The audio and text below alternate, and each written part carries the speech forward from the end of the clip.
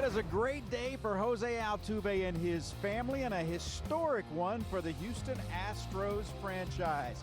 Houston Astros Spring Training Baseball on AT&T Sportsnet is presented by Whataburger. Today from 15 Ballpark of the Palm Beaches, it is Houston Astros baseball, and today the Astros continue to wind down the 2018 spring training, take another step towards opening day. Today, the Astros take on the New York Mets as the fans making their way in, and they are ready to go, as we are as well. Alongside Mike Stanton, I am Kevin Eschenfelder. Good to welcome you in. Julia Morales will be joining us a little bit later on, but I said that right off the top. A historic day for this franchise, taking care of a guy that may go down as the greatest Astro ever. Well, there has been a lot of question over the offseason exactly what were the Astros going to do with Jose Altuve. They had a couple option years. Were they going to extend him? Well, they took care of that today. 7 years, taking him through 34 years of age. He's been one of the best players in all of baseball. He's led Major League Baseball in hits the last 4 seasons, 845 hits in those 4 seasons. He's the MVP. He's a world champion. He's the heart and soul of this team, Kevin. So what else should they have done except extend him as far out as they possibly could? Definition of a franchise player, not by what he does as far as the numbers are concerned, in every aspect imaginable. He's the kind of guy I would want representing my franchise when you think back about his story. On the field, off the field, it really doesn't matter. The story is spectacular from where he basically pushed himself into the organization, and now you see him getting paid for what he has done, what he is going to do. This is the kind of guy that you want to have as your franchise player. The Astros now have him for a long time. Yeah, 2024 is what he is signed through with that new 7-year deal that was announced about 2 hours ago. Justin Verlander gets the start today for the Astros. It'll be his final start of spring training as he gears up for opening day. And Justin Verlander, what more can you say about what he's done? A great spring training for him so far, but what he did in September and then on into October and November for the Astros was spectacular. Kevin, it's a little scary with Justin because he's actually notorious for getting off to slow starts, but this spring training, he has been spectacular really from the very first start of spring. The slider has been dirty, the fastball has been on point, the velocity has been there, and you know the story of what happened last year. The Astros were reeling at the end of August, Hurricane Harvey.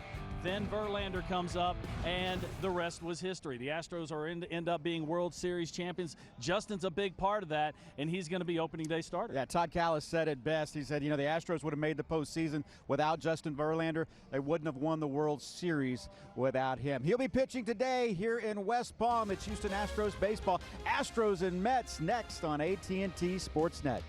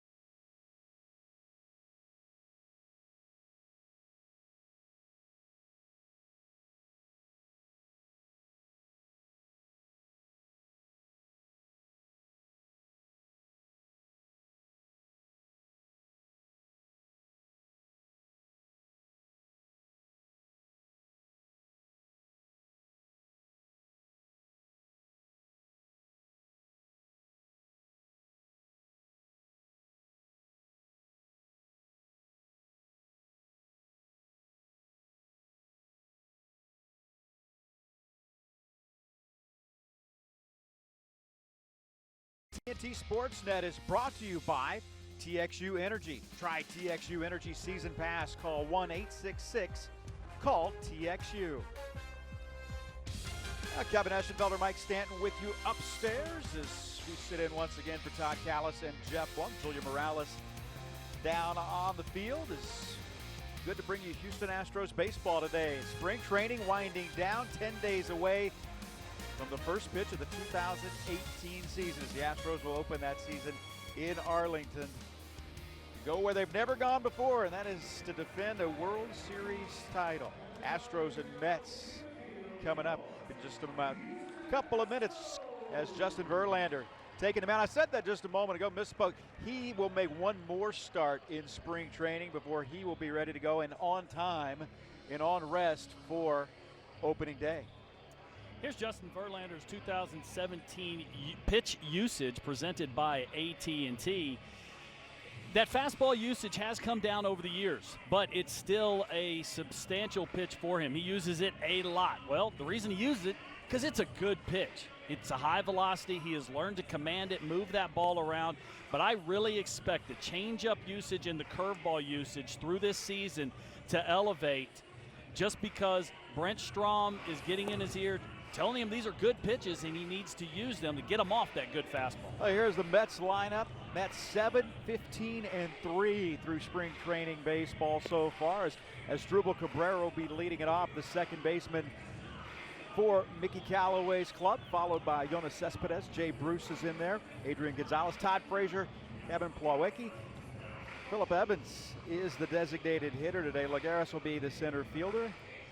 And Guillorme will be at short today for the New York Mets. Another gorgeous sun-splashed day here in West Palm Beach, Pitt Team Ballpark of the Palm Beaches. Good look at A.J. Hinch. He is ready to go, and A.J. fine-tuning some things and ready to go, and trying to get his club tuned up and ready for opening day. They got a big off day tomorrow, and for the players, that's the indication that the season is right around the corner. They can't get to opening day fast enough. These guys are really ready to be done with this spring training. They played well, they pitched well. They're ready to get 2018 to get this party started. And the man of the day today, press conference about 9 o'clock Houston time today, announcing Jose Altuve's new contract that will make him an Astro through the 2024 season. A new 7-year deal for Jose Altuve. Couldn't have happened to a nicer guy. I mean, he is really the epitome of a face of a franchise, and him and his family were out here. During that press conference, what I noticed, he did not want to be there. As Drupal Cabrera sends that one the opposite way. Yeah, he did not want to be there. He didn't want all the attention. He didn't want his teammates to be there. He even said something about not being comfortable with speaking in front of people. He just wants to play baseball, and that's what they signed him to do. And you see press conferences, and you see family there. You see people in the media there. You see executives. You turned around and saw just about all of his teammates there to support Jose Altuve today.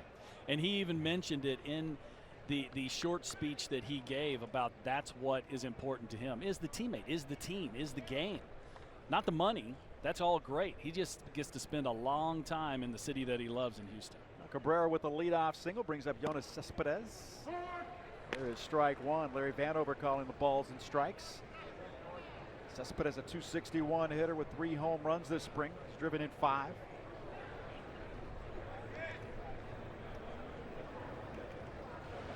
Third meeting of spring between the Astros and the Mets. Verlander throws over. You know, Kevin, offensively for this Mets team, a lot of how well and how many runs they're going to be scored is going to be due to Yoenis Cespedes. This is their big bat. This is their high-dollar player. This is their superstar. And when he is on, he can be as good as anybody in the game. And maybe a big reason why they struggled a year ago. This one hit weakly on the right side. Marwin has a beat on it. He'll make the catch in make it foul territory.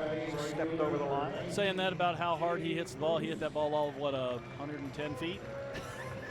I think you've got it down. And hit the ball all the way in the air to first base. Not much of an exit velo on that one either. Jay Bruce, the native Texan, out of Beaumont, steps in. Jay playing right field today, batting third for the New York Mets. Astros with the big shift. high a ball. Yeah, this is actually the super shift because you actually have Alex Bregman playing short. Usually you have the third baseman stay a little closer to that third base position. But Jay Bruce just simply does not hit the ball on the ground of the opposite field. And playing short up the middle is Bregman. Fouled off on the right side. Bruce. Yeah, Jay Bruce, a two-time Met. Yes, and basically traded to Cleveland at the end of last year in August, and then signed a 2-year deal back with the Mets, 3-year deal, I beg your pardon, with the Mets in the offseason. Yeah, it was good to see because it did not start off well in New York for Jay Bruce. He struggled those first couple months. Then the beginning of last year, he kind of relaxed and played well. When hit in the air on the left side, Bregman comes over. And Alex Bregman makes it 2 outs. Now you can speak all too well, as well as anybody, the difference in playing in Cincinnati and playing with the New York Mets, because you did both. I did, and they are drastically different. Even the two teams in New York are completely different. You know, the Mets, we actually didn't play very well when I was with the Mets. We had some high expectations, some high-end players, but we just didn't play well. But it was good to see Jay come back and really excel as a New York Met, and liked it enough to come back in free agency. Adrian Gonzalez, who signed as a free agent in the offseason with the Mets, throw down, and now they got the runner hung up. And they'll get back into first base as Cabrera went about a quarter of the way and then decided to hit the brakes. We see the Astros in a little different defensive set here. With Adrian Gonzalez, another guy that pulls the ball on the ground all the time. He is not fleet of foot, to say the least. And look how deep that Altuve and Correa are playing, because they know if he hits it on the ground, they're going to be out. So you almost can't get a ground ball to the outfield, to George Springer in right field, because of how deep these two are playing. Gonzalez, a Los Angeles Dodger last year, wasn't available during the World Series, and he grounds this one to Marwin Gonzalez, and Marwin will take it to the bag. A hit and a man left for the New York Mets. Astros coming to bat. Hands.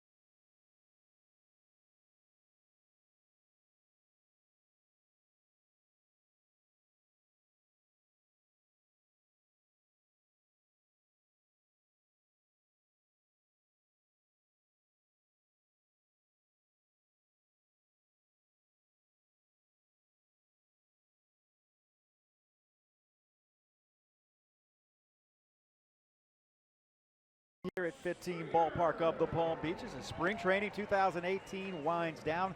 Astros coming to bat, and this is the lineup today for A.J. Hinch's club, as George Springer will be leading off in right field, followed by Alex Bregman, the third baseman. Jose Altuve is at second base. He hits third. Carlos Correa, Marwin Gonzalez, and Josh Reddick, the left fielder, the middle third. Evan Gattis is the designated hitter. Jake Marisnick is in center, and it'll be Brian McCann catching today for the Astros, and he bats ninth. Steven Matz is taking the mound for the Metropolitans today. This is was one of the best pitching prospects in all of baseball, but his health has killed him. Last year, he pitched to just over a 6 ERA in 13 starts. He had 66 innings. Good stuff, Velocity is on its way back, but man, he has just been derailed by injury. He has struggled in the spring, although he was good his last time out, and that is in for strike one. 26 years old. He's from Stony Brook, New York, which is right down the road from Shea Stadium, not too far away. He came on the scene in a hurry in 2015. A ball and a strike.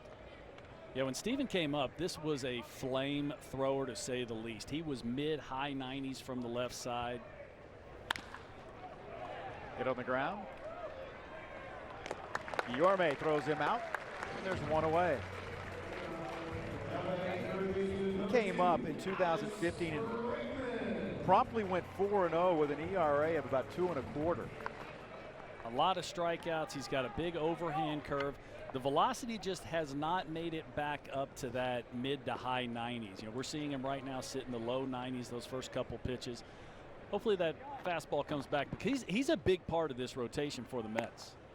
Bregman, a 270 hitter here in spring. You know, this is not a great offensive club. This isn't a team that's just going to beat another team into submission. It's all about the health of that pitching staff, and Steven Matz is a big part of it. 1-1.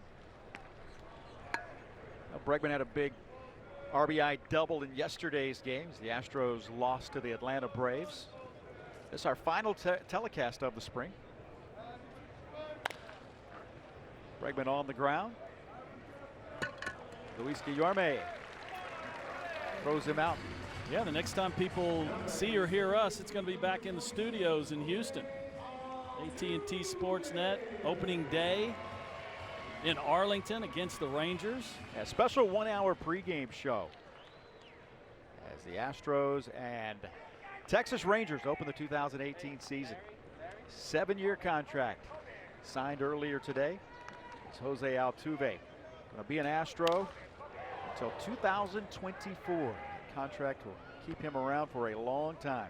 He'll be 34 years old, and it's been such a pleasure to watch this young man grow. You know, came in as kind of a novelty, not really knowing if he could play at the big league level. He doesn't just play. This is one of the best players in all the sport. That's exactly right. It's not just one of the best hitters, it's one of the best players in all of baseball. In there for a strike, and I'm not sure if Jose was looking away. That ball came in on him a little bit. Yeah, he jumped out of the way. That was a fastball in the inside corner. Ball and 2 strikes. Altuve tops this one to third. And the Astros go down 1-2-3. We go to the second, scoreless. How to get this yard?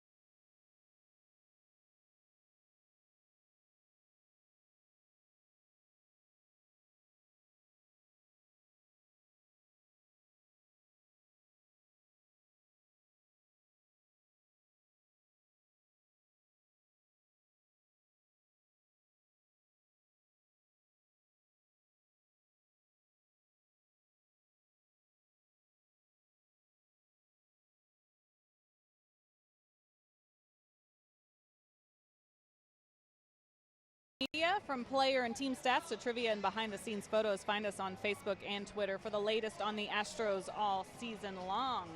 It was a little bit of a different day here at the spring training facility, all about Jose Altuve to start this Monday for the Houston Astros. A very happy day for Altuve, as you saw him there with his family, his little girl Melanie there as as they held the press conference earlier this morning, but all the teammates that you saw in the shot there, I talked to a few of these guys who said that it was very important for them to be there. Really cool. Several of them said, Ryan McCann, Jake Marisnik, saying I wouldn't have missed it. They love Altuve, not just for what he does for the team and what he does on the field, but his everyday preparation and then just being around him. He's a really good guy. You hear that all the time, but his players really do love him, and they love the fact that he is being rewarded and that he will be around for a long time. But AJ definitely had to change some things up. They had a shorter workout today, guys, but all worth it as they were all able to take a part in that and support their teammate in Altuve. Todd Frazier skies this one. Don't go far, Julia.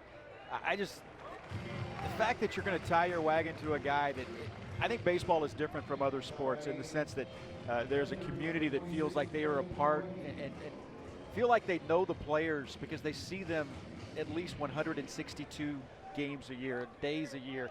And with Jose he's a good guy, he's a personable guy, and I think he's a guy that the normal man can relate to, normal person can relate to. Yeah, exactly. I was going to say he's just very relatable is what I hear from fans all of the time. And even for some of these minor league guys that have been around camp, they want to just be able to be in his presence, see what he does from day to day. You know, it's funny during the year is how much awe some of his teammates are in. Like George Springer has run out of adjectives to describe Altuve years ago.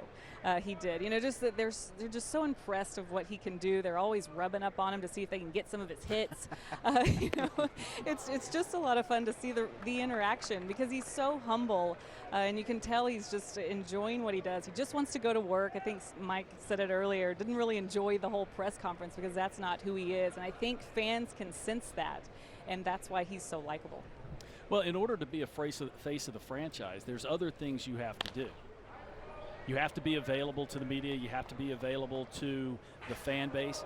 And we see him sign for these people all the time, and that really puts a connection with him to the fan base. You know, it's not just he's a little guy and he swings a big stick, but he's approachable. Well, that's not unlike what Craig Biggio and Jeff Bagwell were at a different era of Astros baseball. Kevin Plawecki with one man out here in the second inning. Sends that one to center field. Jake Marisnik drawing a beat and makes a nice running catch. Marisnik in center field. And there's Jose Altuve doing what Jose Altuve does. Every single day. Every single day in the season, he at least signs a couple autographs. He actually puts it it's part of his schedule, so that he doesn't have to rush around to get ready for the game, but he wants to connect with his fan base, with the kids, each and every solitary day. Now Phillip Evans bats with two men out, and that time Jose can't get to that one. Second hit of the day for the New York Mets. Phillip Evans, the designated hitter, with a two-out single. Justin with a get-me-over fastball. Wasn't a bad pitch down in the zone. Evans does a nice job of just putting a good swing on it and not trying to pull it. Hitting it out to George Springer there and right. Well, Justin, his fifth start of the spring. He'll make one more.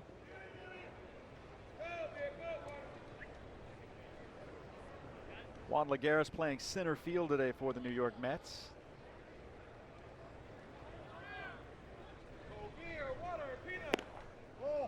This is high. Juan Lagares is a special player defensively. Offensive, he's had his issues at the plate, but this is one of the best outfielders in Major League Baseball. He can just flat out go get it.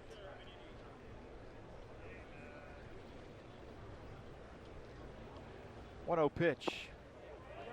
Breaking ball misses. Verlander a 2.40 ERA here in spring training, and man, the strikeout numbers have been off the charts. 21 punch-outs in 15 innings of work. And he's done it with all of his pitches. That was the first curveball, that last pitch, in a pretty good location, even though he was behind in the count 1-0. And that's something he's been working on, is those off-speed pitches, getting a feel for them here in spring training going into the regular season to try and get off to a better start than he has in the past. Well, he is a guy who has really bought into all of the, well, whether it's analytics or all the highly technical aspects of baseball yeah, that the Astros have afforded all of their players. Kevin, AJ told us today the two biggest nerds, Baseball nerds. baseball nerds on this pitching staff, Garrett Cole and Justin Verlander. They have hook, line, and sinker bought into all the theories that come from upstairs. Yeah, and you love that from especially a Sure. 35-year-old veteran that comes in, and at some point in career you think, you know what, I got this, we're good. But he wants to know about these things. In fact, he threw a stat. AJ's telling us a story. He threw a stat out the other day that he goes, hey, that sounds. And AJ looked at him and goes, you know what, sounds good. Let's do that. So yeah, the stat was he is a hit to Bregman, backhands, long throw, got him. What a play by Alex Bregman. We'll continue that story as we go to the bottom of the shortstop's second arm. inning. Now through Tuesday at the Rooms to Go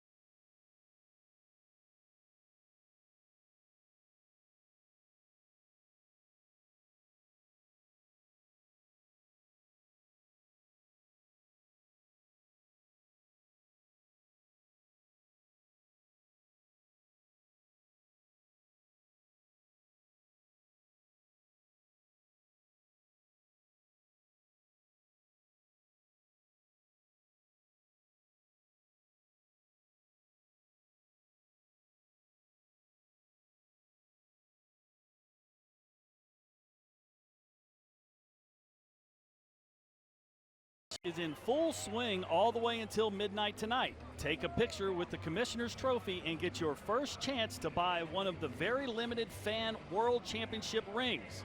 For more information, visit astros.com/team store. Inning and a half in the books.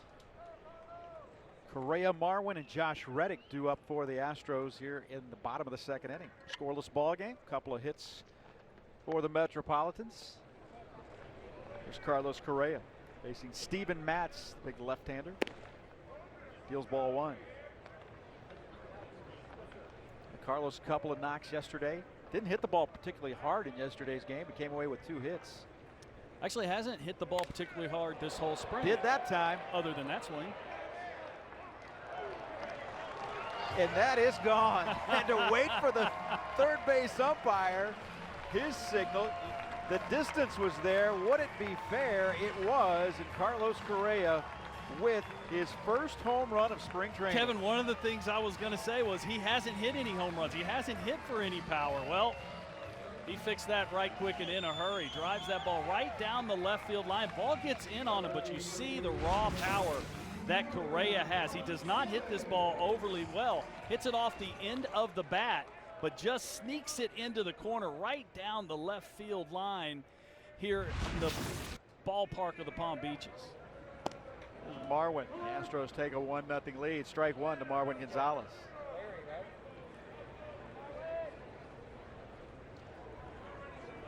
Marwin hitting .342 this spring. Marwin shoots that one to right field. Jay Bruce, a few steps in, he'll make the play.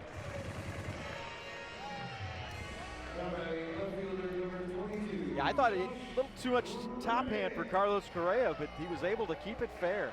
Not by much. Well, if he hit that on the good part of the bat, it would have hooked foul. But since he hit it off the bat, there wasn't a whole lot of side spin, so he was able to sneak it into that corner. Josh Reddick, designated hitter yesterday, plays left today, and he will move around. They will start alternating. In fact, take a look at it in this upcoming half inning, what they do defensively, because the Astros and A.J. Hinch, he wants to work some guys, not just necessarily Josh always in right or Marisnik in center. They're going to move some people around. He wants Springer to play a little left field, get guys a little more acclimated with the corners, and we'll see that in this game. Josh Reddick. Opposite field, and Josh will chug into second base with a double. Josh completely against the shift. They had the shift on. Todd Frazier, third baseman for the Mets, was playing shortstop. Josh just said, all right, I'll take what you're going to give me. Let me just inside out this down that left field line, and I'll go Cadillacing into second base. And of all the numbers that Reddick put up last season, he was very, very good at Minute Maid Park, and he was also good against left-handed hitters, or left-handed pitchers. Actually hit better against left-handers than he did right-handers by, well, a whole point. Yeah. But it was 315, 314. It's consistency. And you're talking about a guy that up until last year had been labeled a platoon player because he couldn't hit against left-handers. AJ didn't believe that. He thought he could hit better against left-handers. I don't know if he hits 315, but he's shown that he can handle left-handed pitching. Evan Gattis wants time. Evan, a 290 hitter. Gattis, the designated hitter today. See, Evan has employed the flap there on the chin. That's not his beard. That's actually a piece of plastic. He's still got the beard. It's underneath it. Yeah, which would provide a little padding in that position. Astros leading at 1-0 on a Carlos Correa solo home run.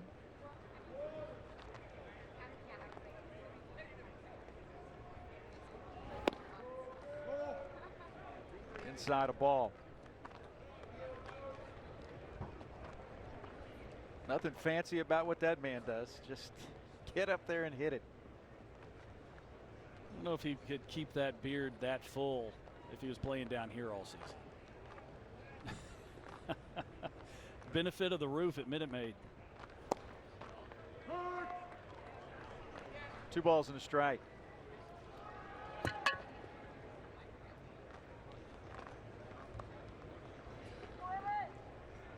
Steven Matz, a second-round pick in 2009, made his debut in 2015. As I said a moment ago, came on the scene in a hurry for the Mets and had high expectations. He's had to deal with injuries ever since. Off-speed pitches in there for a strike. It's 2-2. He's actually thrown Evan some pretty good pitches. He threw him a fastball in the inner, just off the plate inside, then a two-seamer away. Evan didn't like that call, and then the changeup. So he's kind of featured both sides of the plate against Evan Gattis. Oh, 3-2.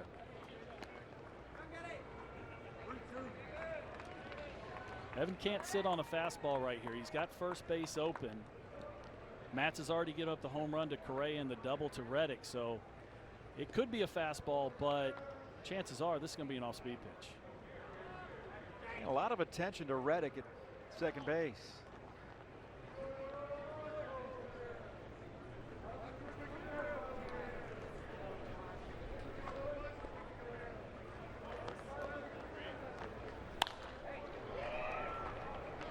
One skied to shallow right. No problem for Asdrubal Cabrera. There's 2 away.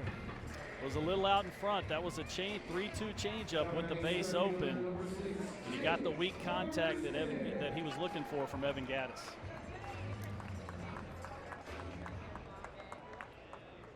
Jake Marisnick started the game in center field.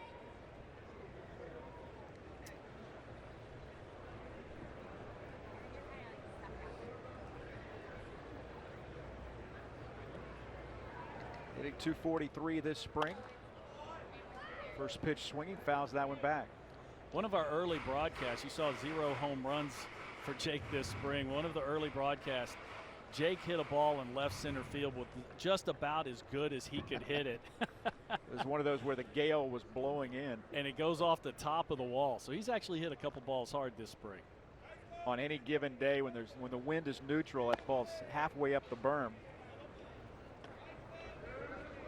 Not on that day. Picked the wrong day to hit it.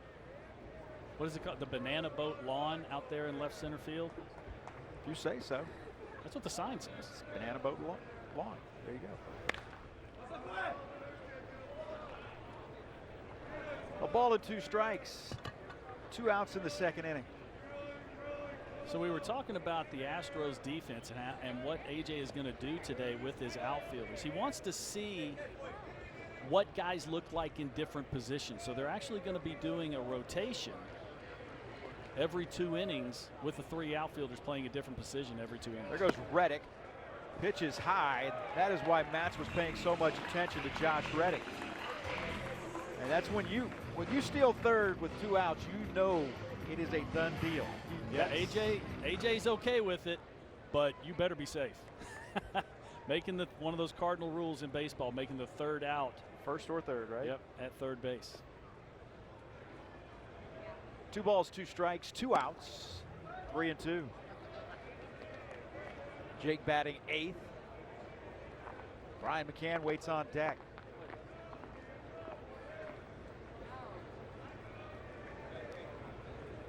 Astros with a couple of more games here in West Palm. That one hit down the line. Josh Reddick, quick reactions to be able to jump over the top of that. He didn't have to get up so much high as he did quick. He should, yeah, gaining some altitude in a hurry. Jake got a changeup out over the plate and hooked it down the line. Oh, the ball never got picked up there in left field. That's what Reddick was saying. And knowing Josh Reddick's personality, he will let Jake know about that as soon as they get back to the dugout.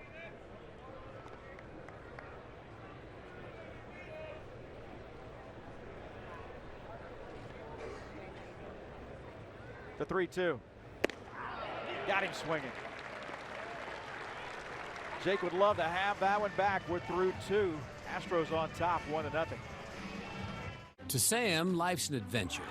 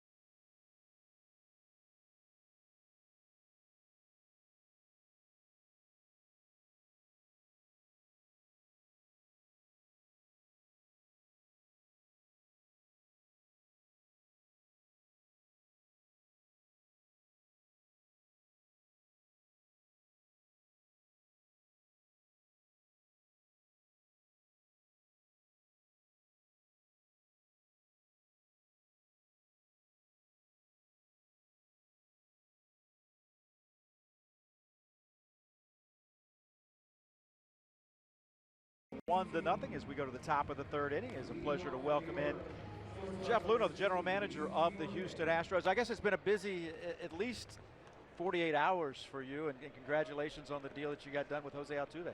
Thank you. It takes a little longer than 48 hours to put together a deal like that. I was trying to count in my mind exactly, and I couldn't put it into hours, so I just bailed on that one. We've been working on it all spring. It's been a priority for Jim Crane and myself to get Jose locked up for the long term. He's been such an important part of our resurgence and our World Championship last year, and you know we want more, and we think he's a big part of anything we're going to accomplish from here on out. Well, Jeff, you had said that you've been thinking about this for a long time. When did this really come to fruition to say, okay, this is actually, we got a chance to getting this done this year? We talked last year, we talked the year before, and both times we made progress and got close. But, this year I think we decided he's 2 years away. If we're going to do a deal, we need to make it happen now. And he's coming off MVP season. We had a good year last year financially. So, we put all of our effort into it, both Jim and myself and Jose and then Jose's folks. And it took a lot of work to get to the point that we got to this morning, but we're happy that we did it because now it's behind us. Now we can look forward, and there's a few other guys out there we'd like to sign up too for the long term. When you I talked about this earlier, but you make a guy for all intents and purposes the face of your franchise. There's so much more than you have to produce on the field, but there's so much more than that. Can you talk about that, because you've seen that in other cities? This is the kind of guy, to me, his story, he's a guy the fans can relate to. He's a part of the fabric of Houston. was that all part of it as well? More is just as much, or maybe not just as much, but a big part of it, as well as what he does on the field. No question about it. And I said it this morning. This is one of the greatest stories in all of sports. This young man who everybody's always said he's not going to make it, he's not going to be able to accomplish his goals. And we even tossed him away when he came for our first tryout in Venezuela at the age of 16. We told him, no, go away. He came back the next day, and then we signed him for $15,000, and lo and behold, he turned into an MVP 10 years later. So it's such a great story. The thing about Jose, and I talked about it this morning, the accolades on the field, you know, we could sit here and talk about him forever. He's the most decorated player in the last 2 years of baseball and in the first 6 years of his career. But it's the things that he does with his teammates off the field, in the community, around his family and his friends. He just cares so much about giving back, and he knows he's been fortunate, and he wants to share that with everybody else. It sets a tone, not unlike what Craig and what Jeff did for a decade and a half, setting the, basically there was the Astros way, and the Astros way was the way that two professionals like Jeff Bagwell and Craig Biggio did, and now you roll that over into another era, don't you? Yeah, and I think the Craig and Jeff example is a good one, because I think Jose looks at those two players and say they spent their entire career with one team. They still live in the community, they're still part of the organization, and that's what I want to do. And he loves Houston. You know, he got up at the awards ceremony in January and talked about how much he loves the city. That's the time that I knew we were going to get a deal done, because he wants to be here. We want him here. This is a right match. It was a hard offseason for Jose, because one of the things. Another good play by Alex Bregman. We'll be talking about him a little bit later. Where I was going with this, he doesn't like all the accolades. He doesn't like to be in the limelight. I mean, the first thing he said today was it was about his teammates. It was about the team. It was about the organization and the city.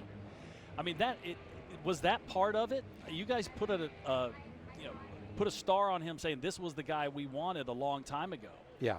We want all of our minor leaguers, all of our big leaguers to emulate Jose Altuve, not just as a player, but also as a human being. He's such a good teammate. He inspires everybody around him, and he works as hard as anybody. I remember in 2012, my first spring training with the Astros, I came early because I wanted to get accustomed to Kissimmee and the facility and all that. Pitchers and catchers weren't due to report for 3 or 4 days. Jose Altuve was already there. He had just made the big leagues in 2011. He was there taking ground balls, getting extra cuts, trying to do everything he can. And that work ethic, you know, it's inside of him. And I don't think a big contract is going to change the way he goes about preparing and the way he constantly feels like he needs to improve himself. I mean, where does he go from here? MVP and world champion. How about doing it again? Maybe 3 times? How much of a message is this down the road, though, to other guys, saying, you know what, you had him, and it's been well documented on a very team-friendly deal for a long time, but when other guys see that, you know what, you could have, there would have been no problem you just keeping the deal that he had done because it was a contract. But the message you send to others by saying, look, we take care of our own. How big of yeah, it's a credit to Jim. I mean, we did have him on a team-friendly deal. It was a fair negotiation at the time. Sure. He wasn't having a great year, but then he exceeded every expectation since then. But the reality is we wanted to make him comfortable with his compensation, with his longevity here. And it does signal to the other players that when we can, we are going to try and keep these guys here. And I think that's good news for all those guys. So give us your take on this camp. This is our last broadcast. Next time our fan base sees the Astros, it's going to be opening day in Arlington. Right. How is this camp going? Well, first of all, today's lineup may very well be the opening day lineup. Well, I'll tell you this. They won't be alternating left fielders and right fielders right now because Reddick's in center, Springer's in left. This is what AJ told us, and right now you got Marisnik in right. Everybody's getting a chance to play different positions. Yeah. You know, the number one key for us is to stay healthy. We've stayed healthy, and number 2 is just to get these guys tuned up because we need to get off to a good start. We saw what happens in 2016. When you don't get off to a good start, you spend all summer climbing back into it, and then you have an injury or 2 at the end, and you don't get across the finish line. The 2 years we made the playoffs, 15 and 17, we got off to a good start. That's what we need to do. These guys are ready to do it. And, you know, we're a little over a week away from opening day. We're healthy. Guys are playing well. They've gotten their innings in. They've gotten their at-bats in. So we'll be ready to go. A lot of reasons for wanting to get off to a good start. but at the same time, you remember last year how you had a bit of a luxury because you had such a big lead in the division, Right. not necessarily having to rush people back, whether they were on the disabled list, True. whatever the case may be. I thought that was kind of a not too talked about luxury that you guys had. Yeah, I mean, in an ideal world, we'll get off to a massive lead again, and then we can, anybody who's a little bit dinged up, we can give them 2 weeks to recover. But yeah, you're right. You know, McCann going on the deal and getting the rest. Keuchel getting the rest. McCullers getting the rest. When the time came around for them to perform in October, they didn't have quite the workload they would have had they not had that rest during the season. So it ended up being a huge advantage for us. How was the White House? Oh, it was amazing. It was such a great experience to go there and spend the day and bring all that recognition to Houston and to the Astros. Just about every politician in town who was from Texas was there, Republican, Democrat, and you know, I'm glad that President Trump now knows who Springer is and how big his biceps are and who Altuve is and the rest of the team. And, it was a lot of fun. I love the fact somebody asked Altuve about how intent he looked. He goes, he's a very important man. I wanted to make sure I wasn't paying attention to what he was saying. Right. Yeah, it was a lot of fun. It was great for our players. I mean, so many of them was their first time there, and what, you know, my statement at the very end. Hopefully, it's not our last. We'd like to get back there. Absolutely. That'll retire the second. Can you hang with us another half inning? Sure. All right, Jeff Luno joining us here. We're through 2.5. 1-0 Houston.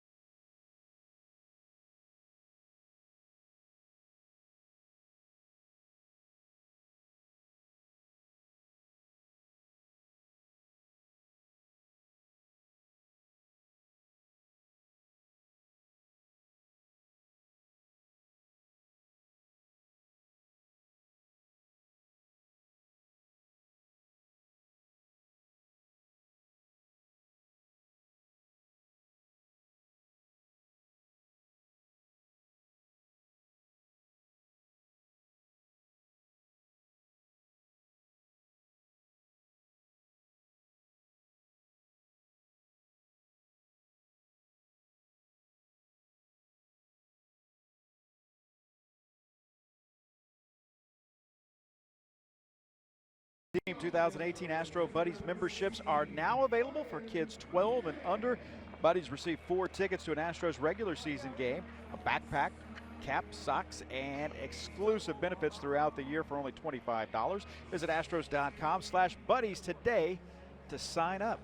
Bob Watson was my Astros buddy. How about that? How was he?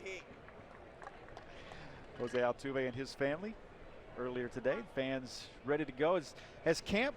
We're visiting with Jeff Luno here, and is it gone by? It was the shortest off season in Major League history. Yeah, and we're starting the season early this year. So for me, St. Patty's Day was always a little break. You go out and have a couple beers, and you're still about a little over halfway through spring training.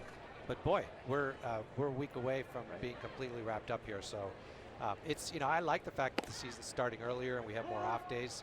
I've always thought spring training may be a little bit too long anyway, so our guys will be ready, and I think it's good for them. You talked about the White House visit because basically that was one of your very, very few off days this spring. Right.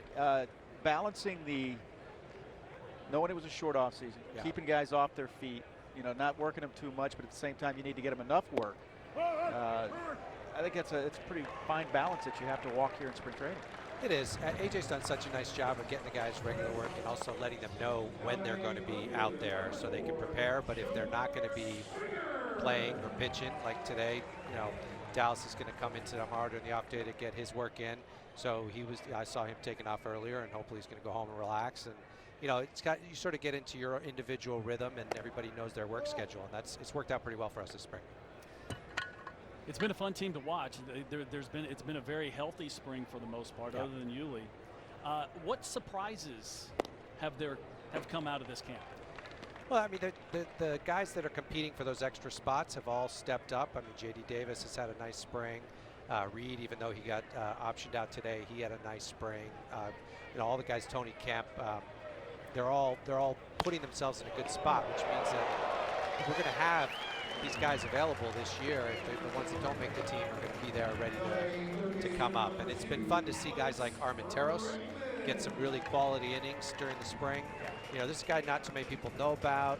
He's a Cuban defector that we signed a couple years ago, and he's had some experience in both Cuba and the States, and now he's at AAA and looks like he's ready for the big leagues. So those are some of the nice things. Is there a guy that we not necessarily see him in the big leagues, but a guy that you know about that we don't? And I'm thinking about, and the name escapes me at the time, that is a Cuban catcher that's in the system. And yeah, the Lorenzo Quintana. He's going to be somewhere in our upper levels, and he's an older guy. I think he's 28, 29. But he's got a lot of pop. He had a home run yesterday on the backfields, and he's got a good arm, a good receiver. So, you know, we don't know. Based on what he did in Cuba, you think he would be ready to play at the big leagues pretty soon. And we're hopeful that he will be, because, you know, we got Stubbs and we got FedEx, but we really need a couple more catchers in our system. That ball hit deep to left center and will one-hop the wall, and Alex Bregman with his second double in as many days is at second in scoring position with 2 outs. Another one of the young players that really opened up eyes in this camp, Kyle Tucker. Oh, what was your take? What's your take on his spring? I'm so excited about Kyle Tucker and the prospects for him helping us even really as soon as this year. You know, we were talking today. It looks like you know, AAA may be the right spot for him to start the season, even though he didn't get that much time at AA last year. And he's not that far away from being ready. I mean, we're a tough team to make. I said that the other day when we sent him down. But he may force his way on this team if he continues to play the way he did this spring. Yeah, I can tell it. I was thoroughly impressed with his approach at the plate, with his ability to go to all fields, and even with guys on base, you know, not trying to drive the ball, take the RBIs. Yeah. I mean, he was truly impressive. He's got a really good swing, and he catches up to velo, and he's able to work on defense. He made some nice catches, some nice throws, and he's really a complete player. So I'm excited. He's young. You know, he's only a few years out of high school, and this guy's already one of the top prospects in baseball and knocking at the door. So it won't be too long before he's helping us in Houston, and I have a feeling that when he comes, it'll kind of like be Altuve. It'll be a one-way ticket, and he'll be a guy that is going to be in the middle of our lineup for a long time. Is that a conversation you have early on with him about what your expectations as to where he might be this season, so there's not a sense of disappointment or a sense of going to the minor leagues and struggling because you're not in the big leagues and you're disappointed to be there? Yeah, both AJ and I talked to him early and told him that this, you know, it was the experience in camp's going to be great for him. He's here to learn. He's not trying out for the team. He's going to start in the minor leagues, and he'll have to, you know, we'll wait his time. But he took it very well. He was listening in the clubhouse, soaking in all the information from the other players, which is really what you want those top prospects to do. If they come in and they're already acting like they own the joint, it never really goes well. So he did everything the right way this spring, and he's going to be rewarded for it at some point. Yeah, to that point, Annabelle Sierra, AJ was telling us the story. He was sitting on the couch, and somebody yesterday, after he hit 2 days ago, after he'd hit the grand slam, Jose Altuve to right field. Bregman rounds third, throw to the plate, not in time, and Jose goes into second base. Great base running by Jose Altuve, and an RBI single, and the Astros lead it 2-0. But Annabelle Sierra, after hitting the grand slam against the Marlins a couple of days ago, knowing full well he's going back to the minor leagues, he's sitting on the couch. One of the coaches said, "What are you doing?" He said, "I'm just taking in the big leagues." There you go. I'm just taking it all in. It's such a great experience. I love the way these camps operate, where you can bring over guys from the minor leagues. You know, they don't have a name on their back, just a number. They get a chance to face real live major league pitching and go out there and help their team win. It was fun. It was neat to see 6 runs being scored the other day in the 9th inning. And having a facility like this, with having your minor leagues right here, right next to you, this is where a lot of these players get their first taste of the big leagues. I know right here in West Palm, that's how I got my first. I came on the other side of the hedges. No doubt. Threw an inning for the big leagues. Later that season, I was up with Atlanta. No doubt. And it's woven into how we've designed this complex. The weight room is split in half. And so you've got the minor leaguers in there working out with the big leaguers, the video room.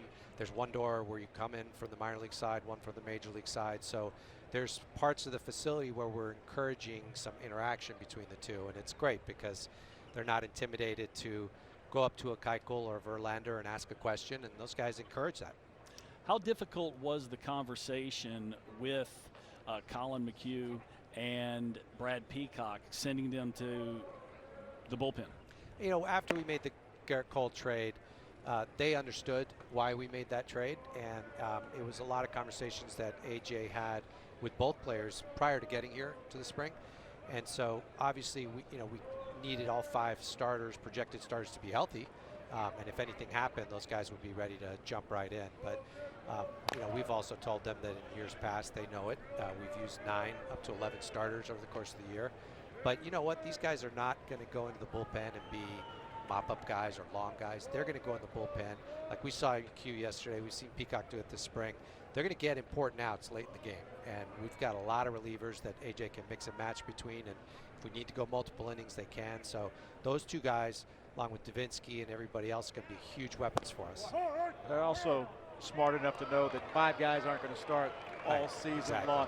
Jeff, thanks a lot. Appreciate your time. Get back to that hamburger now. All right. Thanks for having me on, guys. Congratulations, Jeff. Astros get another run on a Jose Altuve RBI single. Lead it 2-0.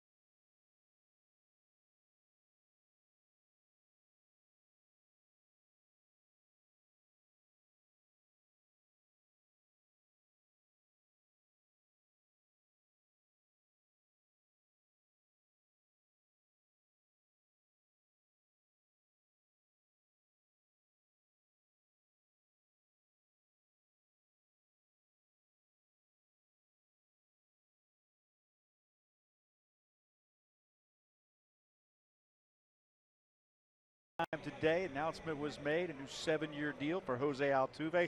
It will make him an Astro through the 2024 season. Jim Crane joins us now. Big day all the way around. And I know you're excited about that. It was big for the team. I mean, Jose's done a great job for us, and to get him locked up for that many years and really reward him for all he's done for the franchise was fun today.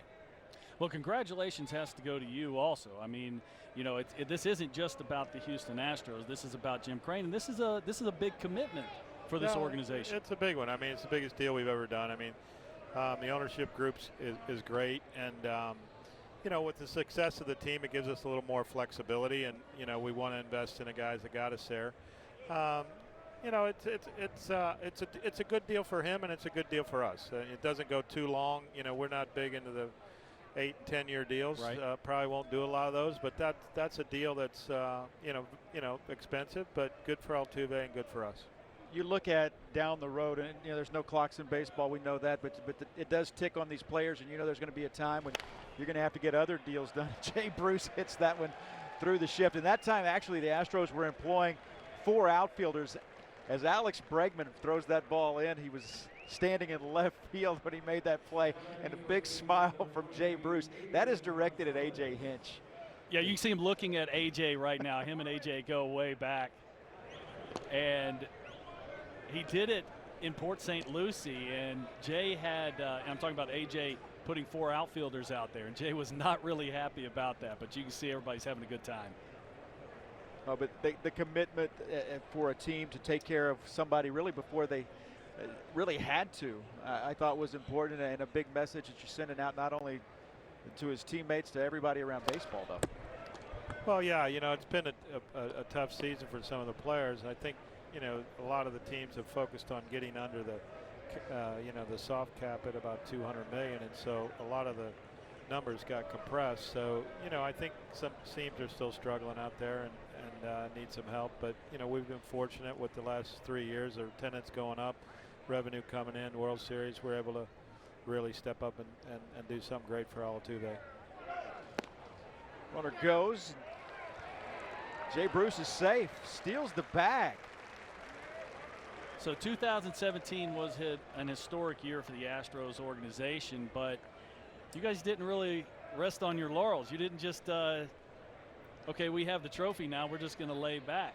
This team is actually better this year than it was last year. What's your take? Well, on paper so far, that's what Jeff says. But, no, I think, what happened, I think, with the Mets last year, they got off to a bad start. And, we kind of talked earlier to the guys, and, was interesting as Verlander showed up down here about a month ahead of time in January, and he started showing up at the gym here, which is a great facility. And next thing you know, we have 4, 5, 6, 8 guys down here, and everybody's working way ahead of time. So I think, now these guys stay in shape in the off season and they work on the things they need to work on. And I think, just the nucleus we have, they keep the tone, and they're very hungry, and they still want to play hard.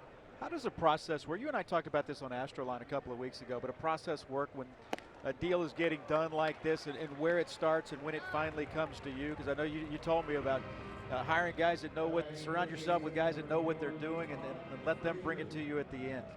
Well, yeah, Jeff tees it up, and they qualify it with a lot of research and, Altuve's numbers and really kind of check the market tone. But, listen, Boris is a tough guy to deal with, and, we just basically said we're willing to do a great deal for him, but this is the limited number of years. And I think once he realized that, then we were able to get it done. I know Jose was happy with the deal. He's very happy afterwards, talked to me a little bit.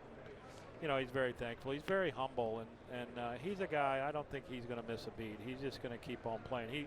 We talked today when he got done. He says, I can go play baseball. I don't have to worry about any of this. Visiting with Astros owner Jim Crane.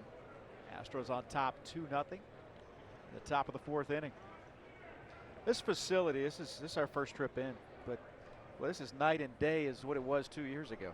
Yeah, we got stuck last year with the storm, delayed it, and there was a lot of stuff that wasn't done, and so the staff did a great job of getting it fixed up, and it's prime time right now. It's really a fun place to watch a ball game, and a lot of interesting areas, and we got room here to expand. It's a big piece of property. We're lucky to get this big a piece. This used to be a dump, and we were able to clear it off. I think it's about 150 acres with 7 fields on both sides, a big stadium, and I know the facilities for the players are great. So you actually, just to go a little bit deeper on what you just said, even though you've got all these fields out here with 2 teams, you actually have room to expand if you need to. There's some extra room. There's some parks out in front with soccer fields, and we got plenty of parking. It's one of the best designed facilities. We looked at all of them when we tried. The toughest part was to secure the piece of land with the city, the state, and the county, and then get them to help fund it. We pay a big rent and maintain it, but we're here to keep it. We got a 30-year deal, and we'll continue to improve on it like we do at the home park, and it's a great place to play baseball in the spring. We saw an alligator walking in today. The alligator wasn't walking, we were. No, there's everything down here in Florida. This is like Jurassic Park down here. And I'm not kidding about the alligator. It was just a little one, 4.5 feet. Justin Verlander on the mound, and it's not like I went and petted it or anything. Yeah, you bring him in, and of course Garrett Cole, and now you put together, enough about baseball and playing college baseball, and a guy that knows of what he speaks when it comes to the game. You put a pitching rotation out like that, and you're ahead of the curve. It's a good rotation. It is. We're really, we're just fortunate to get Justin, and now add Derek, and it will add a big pop to the starting rotation, that's for sure. There's a big pop there. Jim Crane, congratulations. Thank you so much for stopping by. We always appreciate your time. Have fun down here, guys. We'll be back in town next Monday. You got it. We'll see you soon. Yeah. Take care. 2-0 Astros.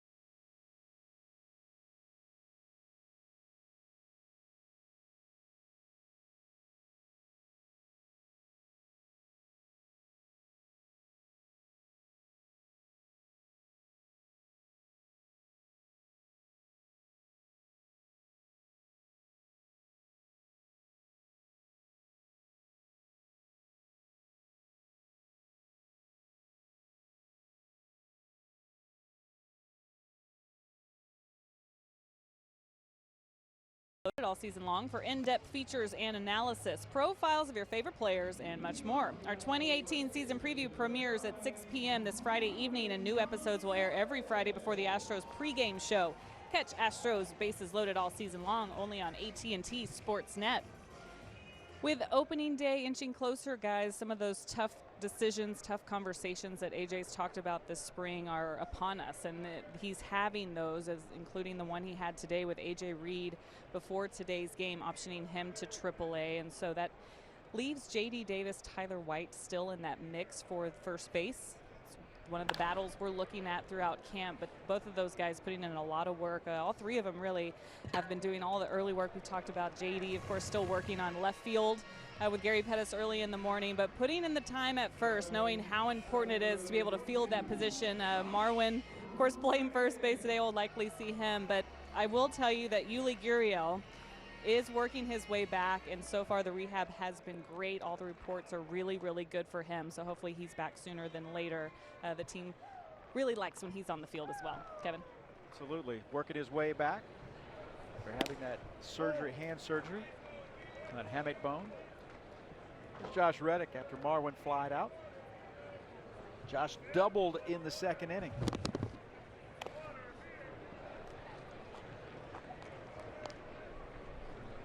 Steven Matz, 26-year-old, now working in his fourth inning. Yeah, it doesn't really look like he's had a bad spring to us. He's thrown the ball pretty well, moved that fastball around very well against some of these Astros hitters. Talking with the Mets announcers, they were talking about how he really threw the ball well in his last start. The ERA is north of 10 for the spring. You told the story earlier. He was battling injuries a year ago. Reddick rolls over on that one. It'll be a 6-3 putout.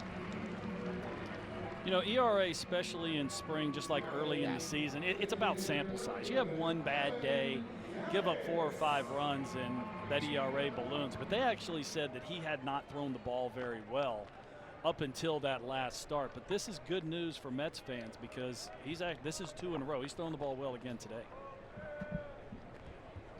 Evan Gattis popped out, got him on a changeup, got him out in front of a changeup. Here's strike one. Now, we had a fun last inning and a half, huh? Yeah, Jeff Luno and Jim Crane gracious enough to spend a little time with us. Good inning and a half. There's a grounder up the middle.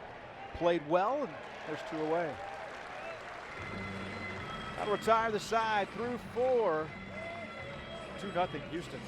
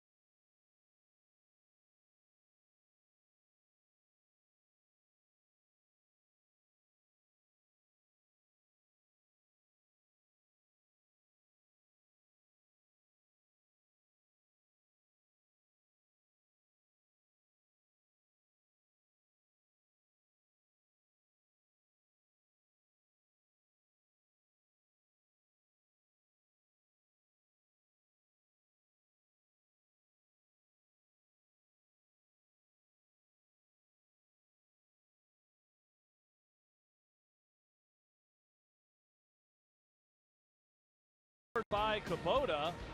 Justin Verlander, after the trade right at the end of August, to say he was good is a vast understatement. The numbers were absolutely spectacular. Only gave up just a couple earned runs in the whole month. The fastball velocity was up. Made a little bit of a change on the grip on his slider, and then all of a sudden this pitch is a big-time swing and miss pitch. Fastball slider mostly, but he could not have come at a better time, and he could not have pitched any better once he got into an Astros uniform. Now, the Astros went 10-17 in the month of August. When he got traded, the Astros had actually come home. Remember, it was right after Hurricane Harvey. Right, from Tampa. And they'd come home from Tampa where they played the Texas Rangers, and it was that doubleheader against the New York Mets. And he threw his bullpen session, kind of threw some long toss in between. Yep, in between games. The doubleheader games. I was actually out at the bullpen. We had nothing to do. I was actually out there in the bullpen when he threw that bullpen, and it was an interesting conversation between him and Brent Strom. Immediately they started talking about grips on the changeup. Hi, how you doing? Let's talk about the changeup is really how the conversation went. And for Justin Verlander, that's his demeanor. It's about, push, let's get better. And that's exactly what happened to the Astros once he put on that uniform. You don't always see that from veterans. Sometimes guys get set in their ways, as you might imagine. Just misses. Phillip Evans leading off here in the 5th inning. And as the story goes, we have to give some credit to his now wife, Kate Upton, that she's actually the one that pushed him to go ahead and pull the trigger on the trade. That he wasn't going to be happy in Detroit because they were going to be rebuilding. And the Astros, the trade was out there. It was done, and all he had to do was okay it. He had the right to nullify the trade. He accepted it, and now he's getting a ring here in just a couple weeks. 35 years old. Done everything you can do in baseball. And the one thing, you know what they say, no matter what you have, the one thing you can't buy is a ring, and he's going to get that. Yep, got the championship, and that time is coming shortly. April 3rd will be the day of the ring ceremony. Charlie Morton will start the Astros home opener. Justin Verlander will be on the mound against the Texas Rangers in the season opener 10 days from now. A walk issued to Phillip Evans will bring up Juan Lagares. Grounded out on a really good play by Bregman back in the 2nd inning. And AJ rewarding Charlie Morton with that home opener start. You're talking about one of the big reasons why the Astros are World Series champions. I mean, Charlie threw the ball exceptionally well all summer, but really excelled in the postseason.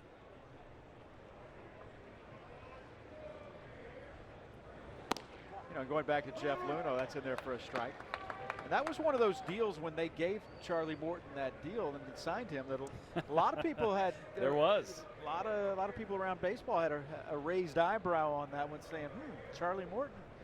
And that was worked it 2 out. years, $16 million coming off of the season that he only pitched in the first couple weeks because of a torn hamstring. And the impressive thing about Charlie, even impressive to him, was the velocity. He was able to carry velo all the way through the season, which he said he's thrown that hard before early in seasons, but it always gone away. Couldn't really put the finger on why he was able to carry it all the way through the season, but the Astros were the recipient of that. Yeah, sometimes you watch a guy's history and the answer can be as simple as he's healthy for an entire season. And granted, he did spend some time on the disabled list last year with the Astros. Most of the season the year before was on the DL, and I think that had something to do with it also, that he actually basically took a year off of the wear and tear in his arm, and things got to get back in line. A little closer at first base. Evans able to get back in. Astro pitchers have thrown over a lot here in spring training, so it's been a point of emphasis, is giving your catchers a chance to throw guys out at second base on a steal, particularly out of the bullpen. Norris waves at that one. One of the statements that AJ kind of throws at these guys is protect the 90. And he's talking about the 90 feet in between bases. Don't give extra bases. whether it's hitting your cutoff man, whether it's the pitcher's throwing to first, whatever it may be, those little things are really what wins baseball games. You don't win very many baseball games by just hitting the ball out of the ballpark all the time. 1 ball, 2 strikes. Evans at first base after a leadoff walk. 1 away.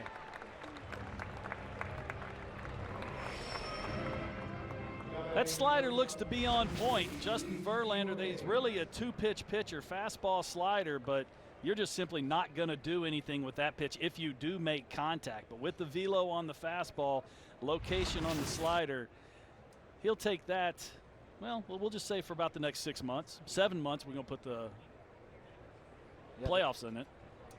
Thinking positively. That's right. Third strikeout of the day for Justin Verlander.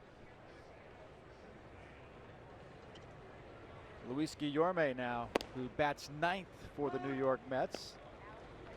Mickey Callaway, the manager of the New York Mets. That pitch, that's just simply not fair. After the slider fastball combination that he threw to Evans, he starts this hitter off with a first pitch changeup.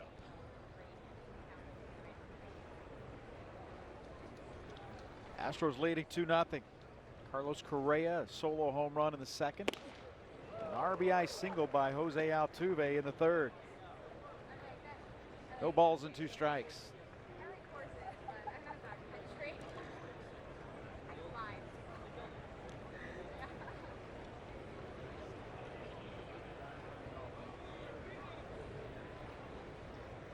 Guillorme played at Double-A Binghamton last season. One of the minor leaguers up with the New York Mets, making the trip over. Kevin, we were talking with the owner of the Astros, Jim Crane, about this facility and how remarkable it is, and how much property there is, and how hard it was to acquire this location. Bregman for 1. Altuve the turn. Got him. Double play. 5-4-3, and that'll retire the side.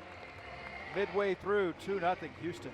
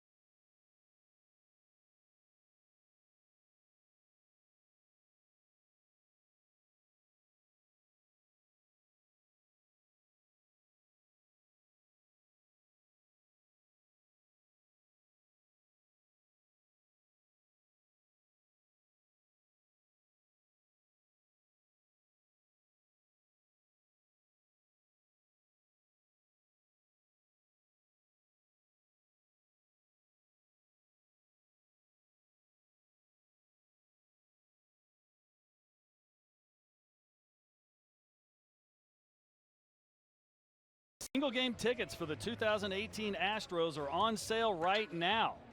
Catch the excitement at Minute Maid Park with matchups against rivals like the Yankees, Red Sox, Rangers, and Indians. For more information, visit astros.com/tickets or call 1-877-9-ASTROS.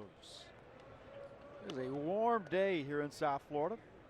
Steven Matz back on the mound for the Metropolitans. Working here in the bottom of the 5th inning to Jake Marisnick. In there for a strike. Yeah, we were hearing from Julie about how cool it was down here all spring, and then we show up down here and we're just going to say it's not cool. 0-2. Well, Jake struck out swinging on a 3-2 pitch back in the second inning. Ball that was up in the zone right about there. time. And Jake was almost yelling no as he was swinging, knowing that ball was out of the zone. He wasn't going to be able to get on top of it. And you could hear him from here. Fouled off on the right side. A ball and 2 strikes. Steven Matz, as the story goes, he played on, as you might imagine, a lot of these, if you've got a son that plays baseball, a lot of these traveling teams that go around. He was a teammate of Marcus Stroman. Stroman played at a rival high school. As I said, Matz grew up in Stony Brook, New York, right down the road, but not too far from Queens, New York. He and Marcus Stroman go way back.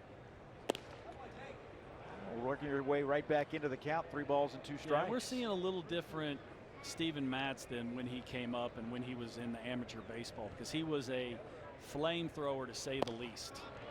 There's a swing and a miss by Marisnik. You know, after all those off-speed pitches, that ball looks like it's pretty firm, but that was a 90-mile-an-hour fastball. But with the changeup prior to that, that's that give and take that pitchers and catchers try and do to the hitters to keep them off balance. That's a tough couple of days when you're 15 years old, having to go against those 2 guys back to back. The ball is up to Brian McCann. McCann struck out in the 3rd.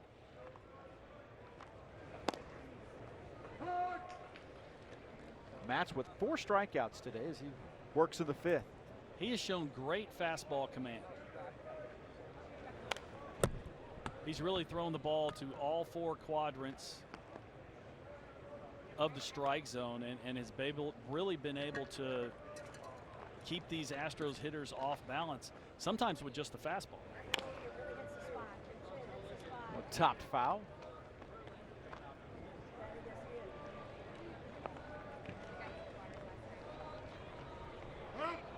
Ball and 2 strikes, 1 out in the 5th.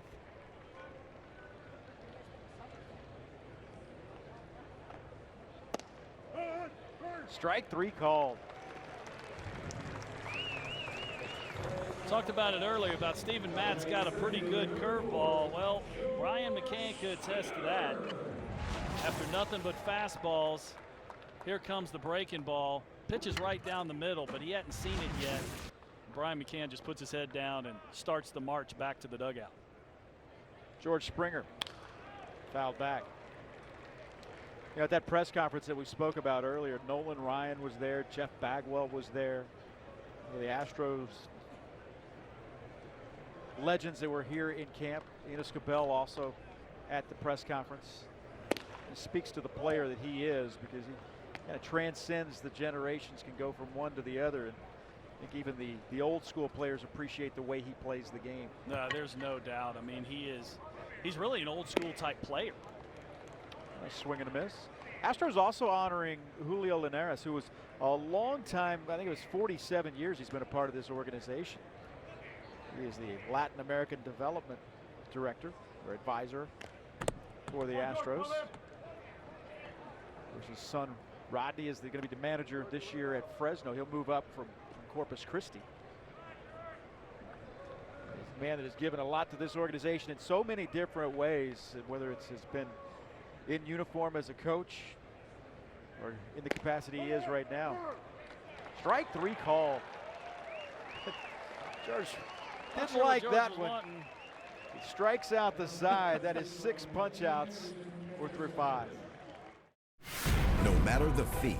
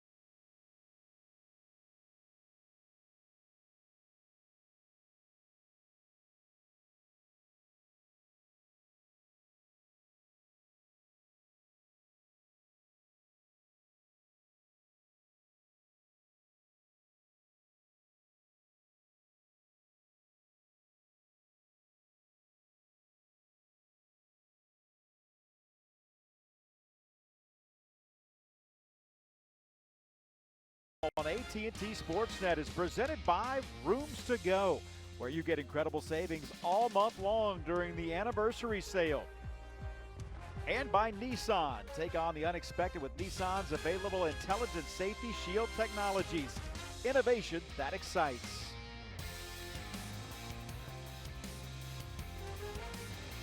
Back at 15 ballpark of the Palm Beaches. Top of the 6th inning we go. Astros on top of the New York Mets 2-0. Kevin Eschenfelder, Mike Stanton, and Julia Morales with you for our final telecast of spring training baseball here in 2018. It is on to the regular season after this one for us. Justin Verlander out there for his 6th inning. Pitch count is pretty good. This will be his 60th pitch, but sometimes it's not necessarily about just the pitch count. It's about the warming up, pitching, going to sit back, cooling off. And ripped right at Josh Reddick in right field. Cooling off a little bit in between innings, having to, get the motor started again. And now Reddick is in right, and Marisnik is in left field.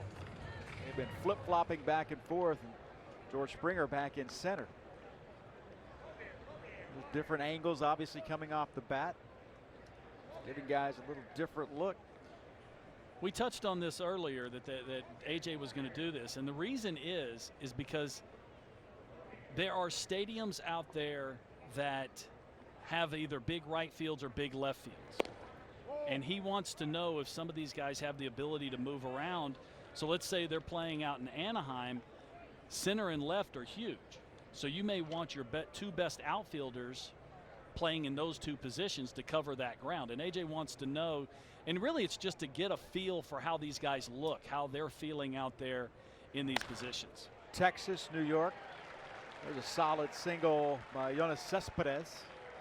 There's a couple of other ballparks he mentioned, and obviously it flip-flops when you go to Fenway. That's right. Boston, he was saying it's the other way around. You want the two best in right and center field. So this isn't in stone in any way, shape, or form. He just wants to see how it looks, see if these guys can actually do this if you get into the regular season and need to move these guys around. There's the AJ, Jeff Bagwell looking on over his shoulder. There's Jay Bruce. Bruce actually hit the ball on the ground to the left side of the infield and came up with a single in his first at bat. Making his second at bat. That was in the 4th inning. Then he stole second base. Still smiling at AJ. Westbrook High School in Beaumont. As the legend goes of Jay Bruce, he was at one of those showcase camps at Minute Maid Park, and he was out there. There's a swing and a miss. And one of the coaches stopped the tryout during the middle of the tryout, called everybody up and pointed out Jay Bruce, and he said, guys, if you want to get noticed, watch what this guy's doing and do it just like him. And it had nothing to do with his talent. He was the best player there, but it was about how hard he was playing, how he was taking everything so seriously in a showcase type situation.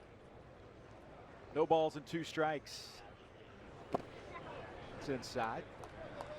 Yeah, he's a product of the Houston Heat organization, which is a summer select team of one of the bigger organizations there in the Houston area.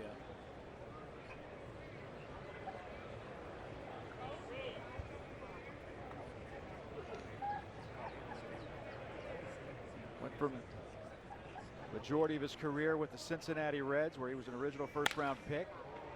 Ball hit the left in the air. Marisnik's got to come on, and he'll make that catch easily. 2 outs. Jake got a pretty good jump on that ball. He's had his issues in left field, natural center fielder. But one thing that Jake possesses that a lot of even, good to average outfielders have, he has great closing speed. So even if there is a little bit of a mistake, he can make up for that with just how quickly he can run. Yeah, one of the few dark spots as far as the postseason last year was that he was not able to be a part of it on the field and in the lineup, because his ability to come in late into ball games just made this an unbelievably good defensive outfielding team. Kevin, it's one of the reasons why he's on the roster. You know, he's a difference maker, sometimes at the plate, but definitely defensively in the field, definitely running the bases. You know, it's not always just about, you know, how far you can hit the ball or what your batting average is. There's other intangibles that Jake possesses that makes him an integral part of this team. Adrian Gonzalez with an 0-1 count. Gonzalez an 0 for 2 day. Grounded out weakly to Marwin at first and then struck out. Adrian Gonzalez, another one of those guys you have to go all the way back. He was drafted in 2000. He was a #1 overall pick. A shadow of what he once was. You know, this was one of the better first basemen defensively. This was one of the best hitting first basemen for several years with the Dodgers. Spent, of course, time with the Padres where he came up, and then on to the Red Sox, and that huge deal that sent him out to the Los Angeles Dodgers. He was not in uniform during the World Series for the most part. Battled through injuries. 2017, but got another big deal here in 2018 with the New York Mets. Just doesn't have the bat speed that he once possessed, but there's still, again, we talked about intangibles with Jake Marisnick. There is intangibles with Adrian Gonzalez. His leadership skills, his ability to pick up the small things that happen in games and communicate them to his teammates.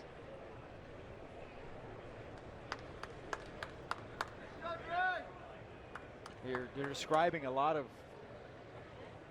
what Carlos Beltran was for this team a year ago. Oh, yeah. Good call. That sitting on the bench and seeing about 3 young players sitting around him. I don't know enough about Adrian Gonzalez to know if he's that kind of player, but that was certainly a huge undercurrent as far as the Astros a year ago.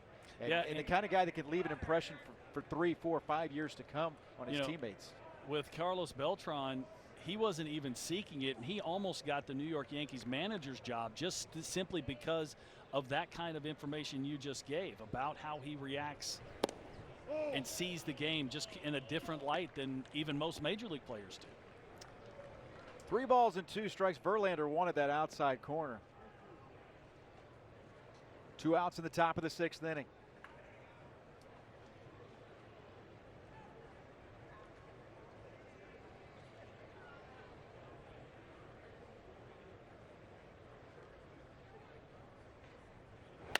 Runner goes.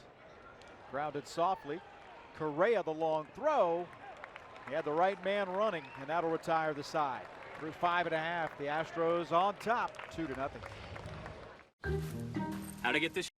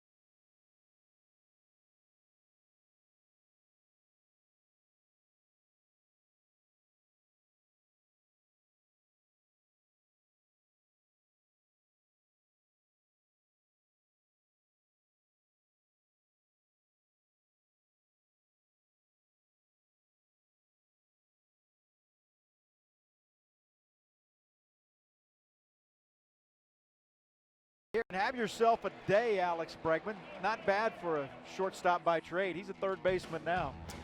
Actually had no repetitions at third base before he took over, and came in and was one of the top 3 third basemen in the league really from the first day he walked on, and we know what he can do offensively. What a wonderful swing he has. Very little movement, very quiet, and the ball just jumps off his stick. Well, Preston Wilson joins us now. A 5-4-3 double play. You know, Preston, you said you like ball players. That's a ball player right there. Oh, he's definitely a ball player. This guy gets after it every day. He's hungry for it. He wants it. And, you know, the Astros model for this year is never settle. He's definitely one of the guys that fits into that mode. He's not taking anything for granted. He's looking for that next thing to make him a better ball player. Yeah, I like to say he plays with a chip on his shoulder. That, you know, there's always an attitude when he takes the field. And it's not really something you can teach. A guy either has it or doesn't have it. Bregman has it in spades. Well, usually it's a product of your environment, or just a product of you usually being told you can't do something. Right. You know, he's not the biggest guy as far as height goes, doesn't weigh as much, but he's one of those guys that's got that mentality. That has nothing to do with it. I'm going to go out there and outwill you sometimes, and he does it. Well, Preston will be joining us throughout the season every now and again, working on some pre- and post-game show, also doing some sideline work as well. Stephen Matz has put together a very solid effort. Well, he needed that one. This will be back-to-back good starts for the left-hander for the New York Mets. As Astros leading it 2-0. He's given up the home run to Correa, then an RBI single in the third to Altuve, but he has been very solid. Justin Verlander, and what you have seen from him today, just a veteran kind of going out, workman-like effort, pitching 5 shutout innings. Pretty much what I thought. I thought I was going to see him really kind of choose guys that he wanted to go after, and then guys that he was going to kind of work very carefully. When you watch his at-bats against Jay Bruce, he really tried to exploit that outside corner, top of his own outside corner, because he doesn't feel like Jay Bruce can get to that pitch with his swing path. So he was really trying to create the illusion of the ball up and away and then pitch everything off of that. Yeah, we didn't really see the high-end velocity today. He was in the mid-90s, but there towards the end, it was, you know, 93 to 94. But just his ability now to spin the ball, which is something he just developed over the last few seasons. But prior to that, it was, you know what, I'm going to grip it and rip it. I'm going to throw it as hard as I can, and you can catch up to it if you can. Now he's turned into a pitcher. Well, he's one of those guys that seeks a lot of information too. So this may be a marriage made in heaven, because the information that the Astros give you is a lot. They give you a ton of information, and he's one of those guys that likes that, but also has the ability to decipher and weed out what he can't use and use what makes him better. Stephen Matz has struck out the last 4 Astros he faced. Now a 3-1 count to Jose Altuve. Well, we saw this is a big day for the Astros organization, signing Jose Altuve to a 7-year deal. What exactly have you seen? He called strike 3. Larry Vanover called strike 3. And Altuve goes, wait. Hey, that's only 2. That's 2. Did they change the rules on us? It's spring training for everybody, guys. That's right. Preseason form. Now that is strike 3. But see, now you got the embarrassment of having the umpire punch you out, and now you got to walk back twice. All right. Well, I think the question would have been, that is now 5 consecutive strikeouts for Stephen Matz.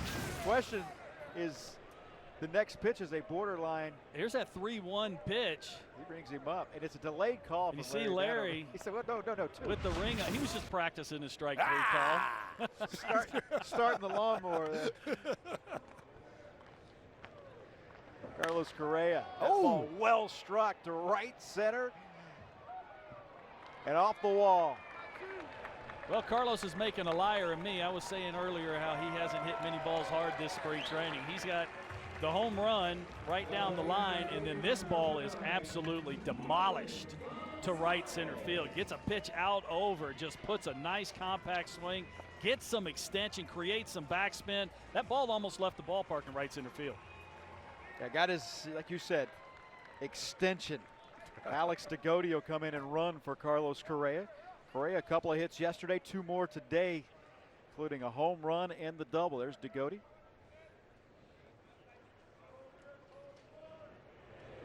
And Marwin with 2 outs. A runner in scoring position.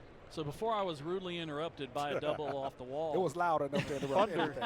Yeah. We were talking about Altuve and you know, just how special a player he is. Talk to us about, you know, not necessarily how dynamic, but just the raw skills he has, his bat to ball, his speed. How special is that? It's a very unique combination of power, speed. He's got that aggressively violent approach, but it's also under control.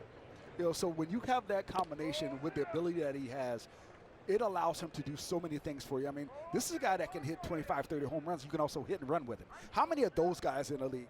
There's not that many guys that you can do that has that range of bat-to-ball skills that can help you out. Preston, I called him earlier. I said, you know, he's really an old-school type player.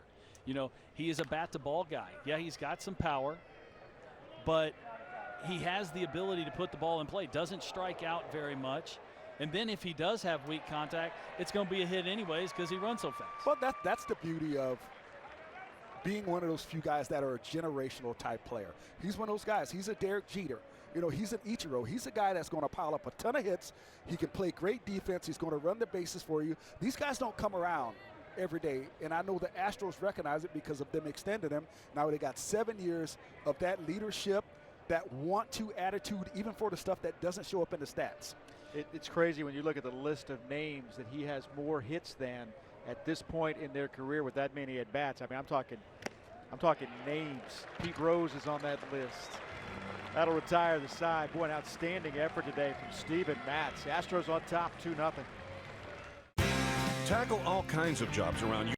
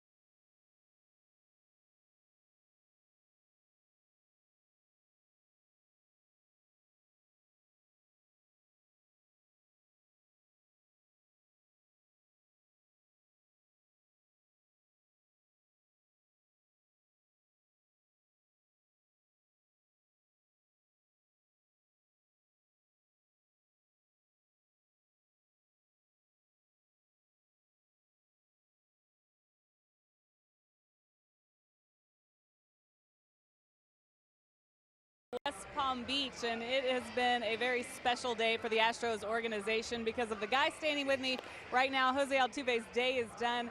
We got to start with a big congratulations to you and your family. We've been talking about you all day, which is not your favorite thing, right? Are you sick of us talking about you? Yeah, I don't like people talking about me. But you are the star of the show right now. What did this day feel like for you? It feels great. You know, I finally get the deal done. And I'm going to get to play with the team. I want to play for 7 more years. So I have to feel pretty good. I thank God. I thank my family. I thank all my teammates for all the support. Did the teammates surprise you when they showed up to your press conference? Yeah, I wasn't expecting that. And but that was, that they made my day. And like I say, I'm really happy right now.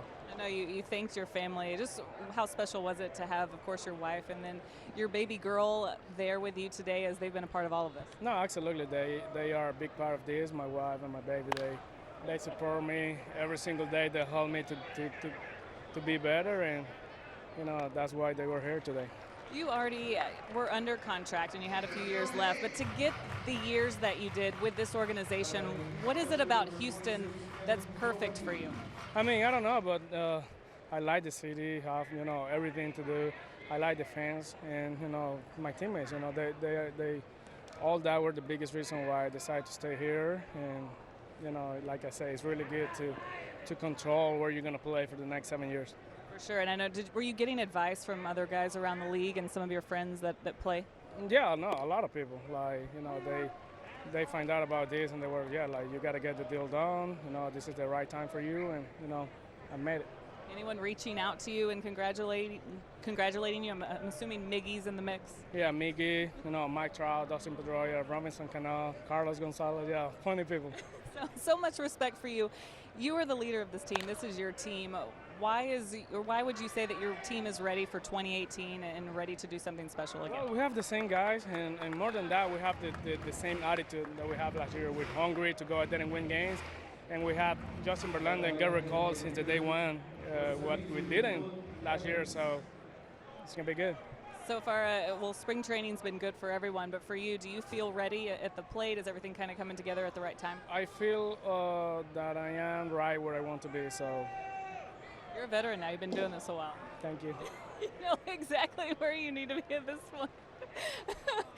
Just how much fun has this off-season been? And then, of course, getting the guys back together. What's the vibe like? For me, my off-season was good. I spent time with my family. I went to the beach. I went back to my country, to Venezuela. And, I did plenty of stuff. And, of course, I was in touch with my teammates. And, Life is good for you right now. Kind of. You're still modest. Jose Altuve, never not humble. Thank you for the time. I know you want to get out of here and get back to your family, but congratulations once again. Thank you. All right, guys, up to you. All right, thank you very much, Julia. And when people see the Jose Altuve, it's the real deal. And as soon as he got done with Julia, he's sprinting down jogging down the left field line. He is done for the day. He will head to the Astros facility. Yeah, Kevin, that's really Jose. Yeah, that's really dude. Jose. I mean, you see the shucks, the humility in him. That's really who he is. He is a baseball player. He's not a superstar. He doesn't want to be a superstar. He just wants to be left alone, go out there and play the sport that he loves. Showed up at the age of 16 to a tryout camp in Venezuela. They sent him home, said thanks but no thanks. Came back the next day, signed him for $15,000, and today he signs a 7-year deal that will keep him in an Astros uniform through 2024. I want to know who that guy is that sent him home on the first day, because I know his dad had a scout that they wanted him to see, but he wasn't there the first day. So there was somebody else there the first day and just sent him home like, nope, you're not good enough. You're not going to make it. Okay, and I'll say this, though, Justin, think about this. Is that you look at him and you got to be the scout that's going to go, okay, this guy's 5'6", he weighs $140, and wait, I'm talking about the measurables right off the top. I hear you, and you know what? There's a lot of scouts who've signed a lot of guys that are 6'5" and 200 everything, and those guys have never left A-ball. So no measurement of what beats exactly. inside your That's why baseball's beautiful. You can have two guys that both wore number 27 last year. One's 5'6", one's 6'6", and they're both MVPs of their respective leagues. Yeah. That's why baseball's awesome. It is, and for Jose Altuve, yeah, he was 5'6". He might not even been 5'6" at that time. Well, we're being generous right now. And he was 140, 145 pounds. But the one thing he did possess is lightning fast speed. He could run, and that's really why they signed him. It wasn't about how hard he hit the ball. It was about his ability to pick him up and put him down. Preston Wilson joining us here in the booth. The Astros now in the 7th inning, leading this game 2-0. Justin Verlander stretching it out a little bit. Probably dial it back in his final start of spring training, and then be ready to go for opening day. Yeah, I think he's about where he wants to be right now. That 85 pitch total was I think he probably wanted to get up to at least 80. That's where you want to get those last 2 starts, make sure you're out there ready to go. And he looks like he's very comfortable. He doesn't look like he's laboring yet. It looks like he's still got some more in the tank. And I would suggest this is probably his last inning. What do you think? Well, I think that we may even be down to hitters now. That it looks like Tony Sipp has been up in the Astros bullpen for a little while now. But this is this is one of those situations that, yeah, you want to stretch him out in spring training, but you don't want to overwork him. The problem with Justin Verlander, even with his ability to spin the ball and throw the off-speed pitches now, he's still a max effort guy. He's still out there letting it fly. But his ability to keep that velocity is really what's made him the special pitcher that he is. Well, he'll navigate the lineup, and he'll pick guys that he wants to go after, and he'll pick guys that he's going to just try to reserve that energy and maybe not challenge as much. Justin Verlander, 7 shutout innings, Preston, go get stretched out, ready to go for the postgame. Oh, yeah, got to get the hamstrings loose. Let's head to Bart Ennis in our Rooms to Go lounge as we head to the bottom of the 7th. All right, Astros fans, welcome into the Rooms to Go lounge. We hope you're enjoying the final broadcast of Astros spring training, but we're just getting started for the 2018 season. Just 2 weeks from today, it will be the home opener at Minute Maid Park. The Astros will be raising the banner and celebrating the great memories that were made last season. We hope that you'll join us Monday, April 2nd, as the Astros welcome in the Baltimore Orioles. Our coverage begins at 6 p.m. with a special 1-hour edition of Astros pregame. It's going to be a great 2018 season, and you can see it all right here on AT&T Sportsnet. It's the Rooms to Go anniversary.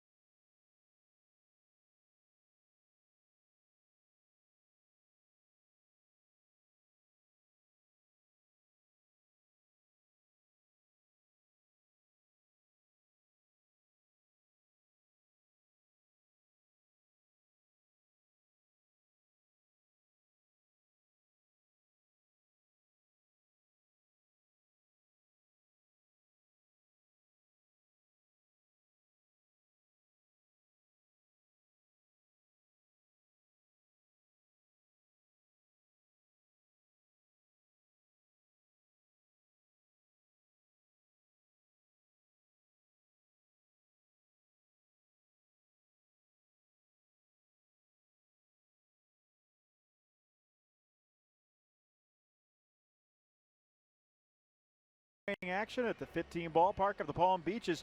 For tickets and more information, visit astros.com/spring training. You better watch fast because there's not a whole lot of spring training baseball left. This is our final telecast of 2018 spring training. Next up, 10 days from now, it'll be the Astros in Arlington taking on the Texas Rangers. Jerry Blevins comes in to pitch for the New York Mets. Blevins, big left-hander, 6'6", 190 pounds.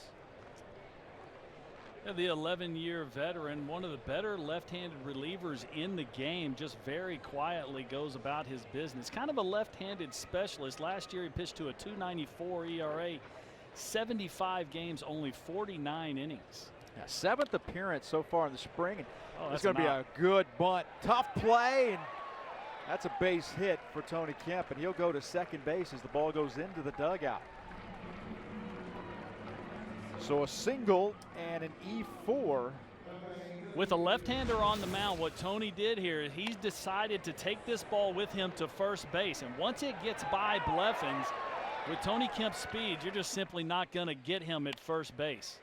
You know, sometimes it's a lot easier to bunt to first base than it is to third, because at third base you have to kill the ball.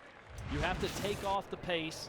You want it to try and die somewhere halfway down the third base line. You actually want to bunt it hard, and that's a little bit easier to do, especially when you're running out of the box like Tony Kemp was. Single E4. Tony Kemp's at second base with nobody out for Evan Gattis. Evan 0 for 2. Popped out and grounded out. Astros leading 2-0. Carlos Correa with his first home run of the spring, a solo shot, put the Astros up on top 1-0 in the second, and then it was Jose Altuve with an RBI single in the third, and the Astros leading it 2-0. That Evan Gattis beard is in mid-season form. Look at that thing. He's nothing fancy about it. Rip it, rip it. No batting gloves. He just goes up there and lets it fly. That is new this season, though, for Evan. I don't recall him having the chin guard there a year ago. A lot of guys are going to it. Honestly, but we saw several Astros just last year, guys like Marwin Gonzalez, Carlos Correa. Yep, going to that extra face guard. Ooh, glad Tony Kemp got down. Guillorme had to make an athletic play just to catch this ball. That's called buzzing the tower. Blevins thought there was a pickoff at second, and that he did his job. His job is to turn and throw. If the shortstop asks for the ball, it's his job to get there. Thank goodness Tony Kemp got down out of the way. Reddick stole third earlier in the game. Blevins, as you might imagine, it takes the taller guy like that, 6'6", a little bit longer to get to the plate. Especially being left-handed. Left-handers aren't nearly as quick as right-handers. Usually don't have a slide step. So with the 2-0 lead, you may see Tony Kemp go at some point this inning. A 3-0.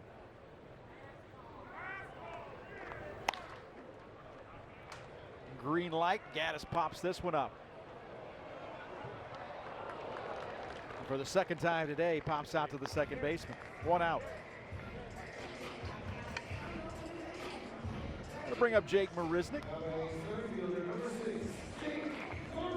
Well, Blevins appearing in his 6th game this spring. This will tell you the kind of guy he is. 6 appearances, 6 innings of work. He won't go an inning today. Mickey Callaway will come out and make a pitching change. Yeah, that's new manager for the Mets, Mickey Callaway.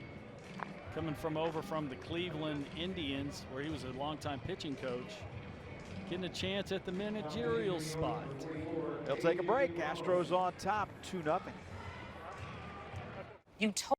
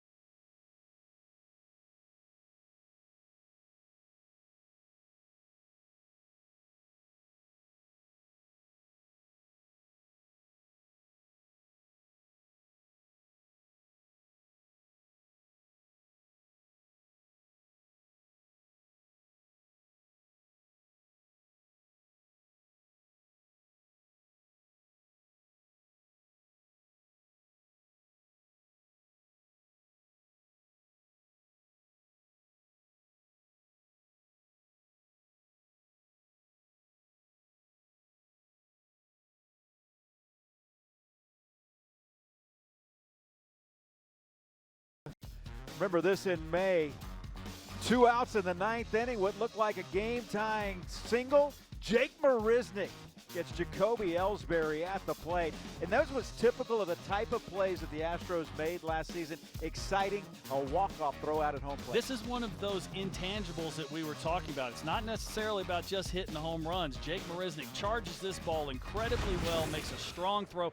Nice play by Brian McCann to catch Jacoby Ellsbury going to the inside towards first base on the slide, get back after making that catch. Here is Jake Marisnik right on cue, stepping in 0 for 2 with a couple of punch outs. But this is one of the reasons we were talking earlier about how AJ is kind of moving these outfielders around, trying to get a feel for who can play where, because Yankee Stadium is one of those places that got the big left field. So you want to make sure you get your best outfielders in those big fields. Steven Matz started for the New York Mets. He punched out 9. 2 of those. What's his average velo? Jake Marisnik. Hey, what'd you say his average velo? Yeah, he threw the ball exceptionally well, just giving up the 2 runs on 5 hits in those 6 innings. Didn't walk a batter. Threw 91 pitches, 59 for strikes. There goes Kemp. Throw over. And Tony Kemp is out at third base.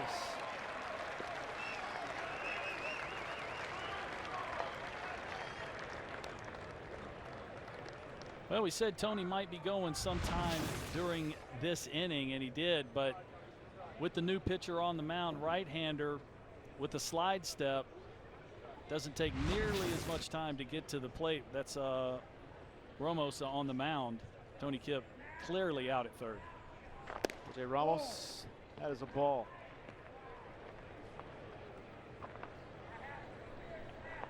I say Ramos. There's what he's done in the spring. 5.87 ERA. This is his 8th appearance out of the Mets bullpen. And a 4-pitch walk to Jake Marisnick.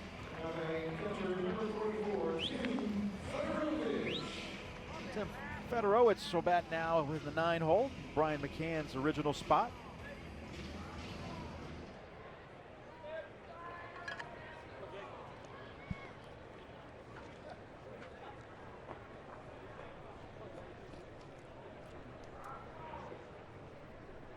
You're in the bottom of the 7th inning.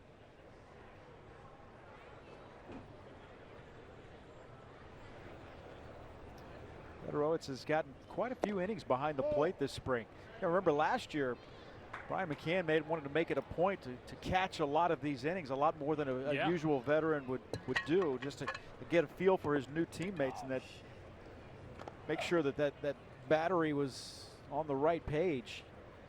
This year, a little different look. Yeah, Brian was even catching a lot of bullpens prior to the game starting, just trying to get an idea of pitchers' spin on the breaking ball, location and movement on the fastball. But, you know, one of the spots that could possibly still be open for this 25-man roster in the Astros is AJ has said he wants to take 3 catchers. Federowicz has gotten a lot of innings. Stubbs was there as well. Of course, Max Stassi, who would more than likely be the leader in the clubhouse as far as that 3rd spot as a catcher. Yeah, the first 2, Brian McCann and Evan Gattis, but they really want Evan Gattis to concentrate on you know, DH. He's going to be an emergency catcher, with the backup catcher being one of these other guys. There's a throw over.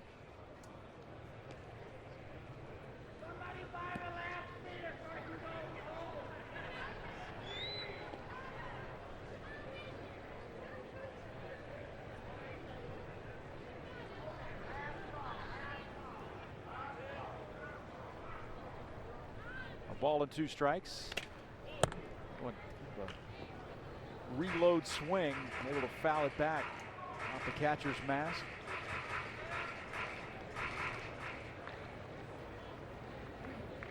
And Jake Myers running at first base. You saw him just a moment ago having to get back. Federowicz bats now on the 1-2 pitch with 2 outs. Myers takes his lead away from first base. Inside. You know, Kevin, our next broadcast is going to be opening day. That is March 29th. You and I will have a 1-hour pregame. And that game will be in Arlington at Globe Life Park against the Rangers. Astros will have a 2-game exhibition series. There's a throw over, and he is out at first base. That'll retire the side. We go to the 8th. The Astros lead 2-0.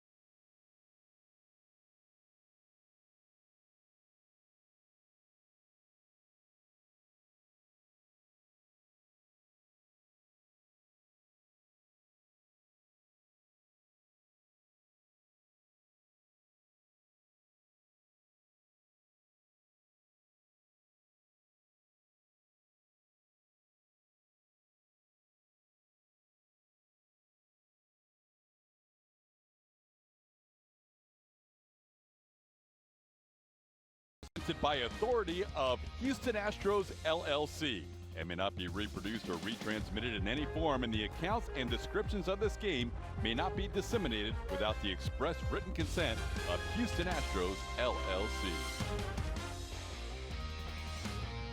Never gets old, does it? Astros lead it 2-0 as we go to the top of the 8th inning. Astros making the most of their 6 hits. Solo home run and an RBI single by Altuve. Solo home run by Correa, RBI single Altuve. And Tony Sipp makes his 8th appearance of the spring. 7 hits and 6 2/3 for Tony Sipp. Looking for a clean inning here. Went bunted back into the screen. This is back-to-back days for Tony Sipp. Tony's in his 3rd year of a 3-year deal that the Astros signed him a couple years ago.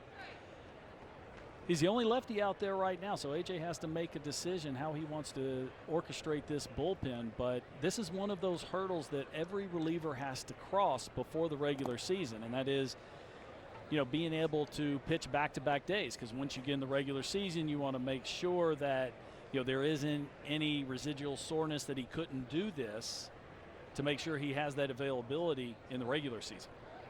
He faces the left-hander Luis Guillorme.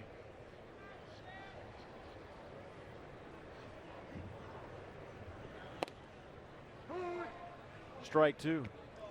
And those numbers for Tony on the spring are a little misleading. We talked about, you know, sample size. He had 1 blow-up start that he gave up a 4 spot. He's actually thrown the ball pretty well most of the time this spring. 46 appearances for the Astros last season. 0-1 with a 5.79 ERA. Those 46 appearances, just 37 1/3. So you can tell he's a guy that comes in. His job is to get a man, and that'll be it. 2-2 pitch. Swing and a miss. Got his man that time. Not foul ball. Ball got away from Federowicz. Off his glove, so it goes as a foul ball rather than the foul tip. It's 2 balls and 2 strikes. Kevin, we saw Justin Verlander go 7 strong, just giving up 5 hits. He walked 1, struck out 3, 88 pitches, 64 strikes. Yeah, he wasn't messing around. There's a base hit the opposite way for Guillorme. Luis Guillorme with the Mets' 6th hit of the day and a leadoff single here in the 8th.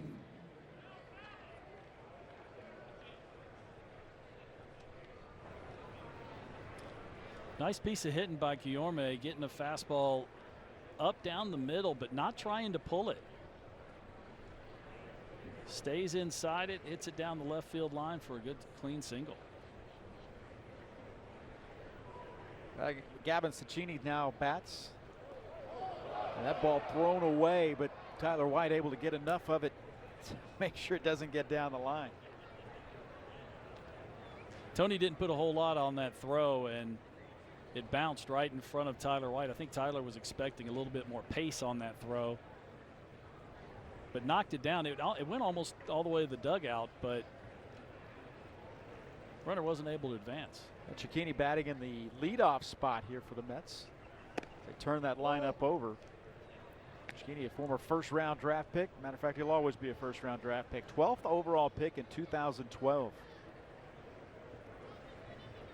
From Lake Charles, Louisiana, about, I don't know, 2 hours down the road from Houston. I'm going to guess that he grew up an Astros fan.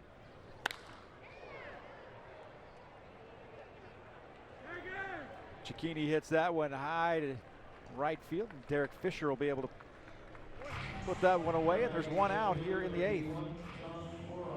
Yeah, I would say Astros or possibly the Braves. That's if he wasn't raised right. Yeah, you're right. I mean, that is a big fan base of Astro fans there in South Louisiana.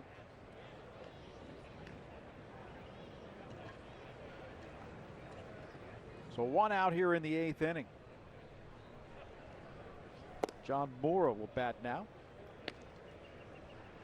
The guy that has come in. You see a lot of big numbers this time of the games here in spring training baseball.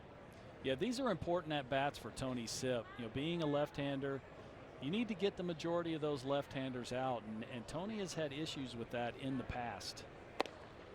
Inside, throw over, not in time.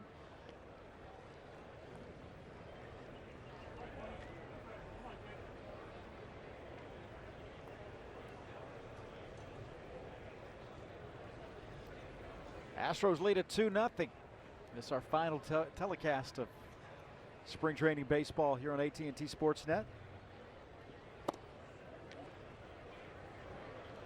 Astros will start to line things up. They have a scheduled day off tomorrow. There weren't very many of them this spring. One of those spring training, matter of fact, the other scheduled day off was the trip to the White House. Usually there's only one for these clubs, especially with the shortened spring training of this year here in 2018, but a lot of times it's a little later in the spring, and that's when the players, after that off day, it's time to go. Those last few days, that last week, can kind of drag because players know that the regular season's right around the corner. That one ripped foul. I would say John Moore got the head out. Wasn't able to keep it fair, though.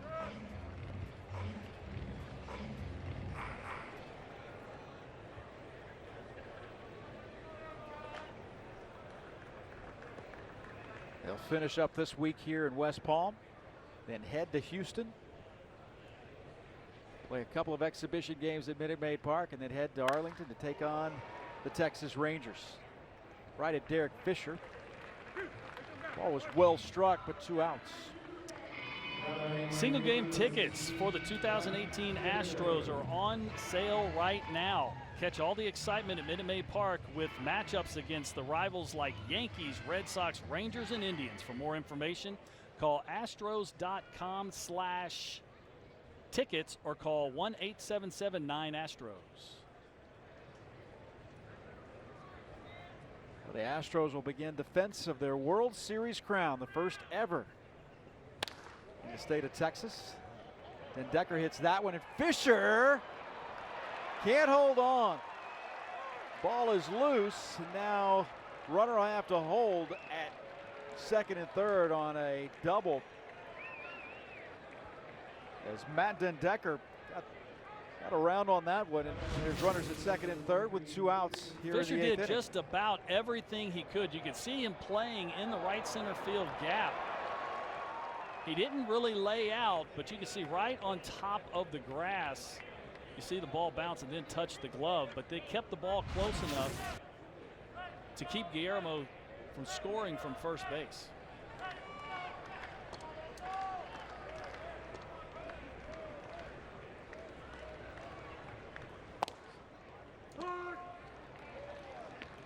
Yorme at third, then Decker at second. And Adrian Gonzalez at the plate. More lefty on lefty here.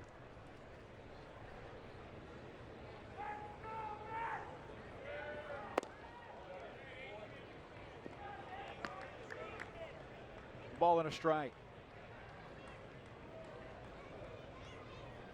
0 for 3 day for Gonzalez. A few veterans still in the lineup right now for the New York Mets. Todd Frazier, another one, waits on deck. Owens had it, couldn't find it for a moment, but it was right at his feet. Tim throws that baseball out of play. Second and third, 2 outs. Top of the 8th. The Astros on top, 2-0.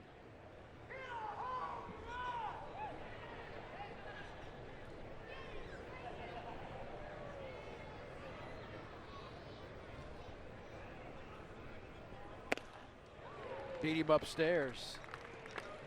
2-2.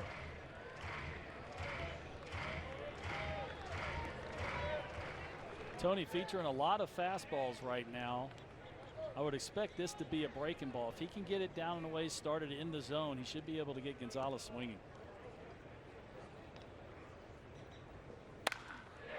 Gonzalez hits that one foul.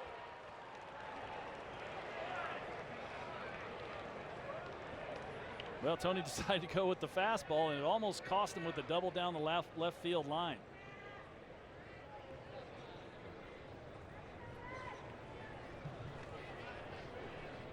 Call foul by about 3 feet. It was well struck. The ball was right on the screws of the bat. Not the literal screws, by the way. That would be impossible.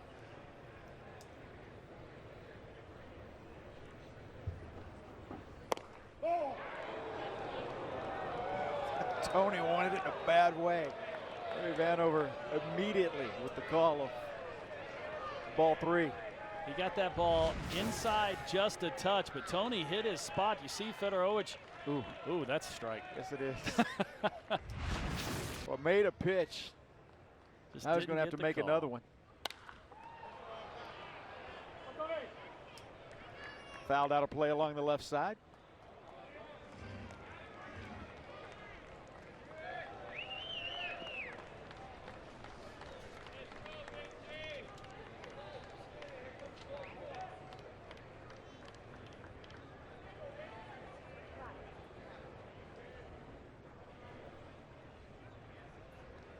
Two runners in scoring position, the 3-2 pitch with 2 outs in the 8th.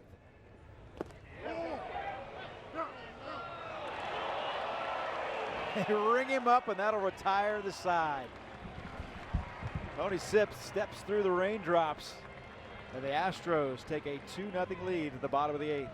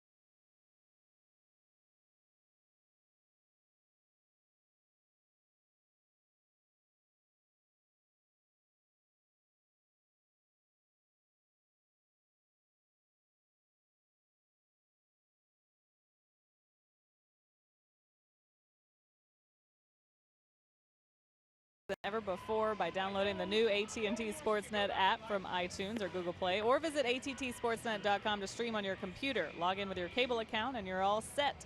Available for those with AT&T Sportsnet in their TV subscription. Blackout and territorial restrictions apply. Ash? Yeah, just 6 games left here in spring training baseball, Julia. The Astros, they will be home for the Nationals. Well, it'll be a visiting game, but here in West Palm, the next 2 against Washington and Miami. Of course, Astros and Nationals sharing this facility. And the next 2 will be here on Wednesday and Thursday. Then they go to Fort Myers on Friday, have a split squad. Also, they'll have the game here at West Palm, that split squad game on Friday. Then over to Fort Myers on Saturday for the Red Sox. That'll be it for the most part. Then you go to Jupiter for 1 game, and that'll be it. Fedorowicz laces the single to left field, and a leadoff hit for the Astros here in the bottom of the 8th inning, leading it 2-0. Bring up Derek Fisher. Kevin, we were talking about this wonderful facility down here that the Astros get to spring training in now, and it reminds me I was lucky enough to spend 8 spring trainings and a couple falls instructional leagues down here in West Palm Beach, and the stadium wasn't just a couple miles from here. This is state of the art. That one was state of something. state of disarray. Yeah, the minor league side was one building that could house about 100 lockers. Yeah, it had about 160 lockers in it. Right. There was 16 fields. We had one that was called Alligator Alley. And come a long way. Some good springs. That was with the Atlanta Braves in the late 80s and early 90s, and they moved to Disney. Derek Fisher batting here.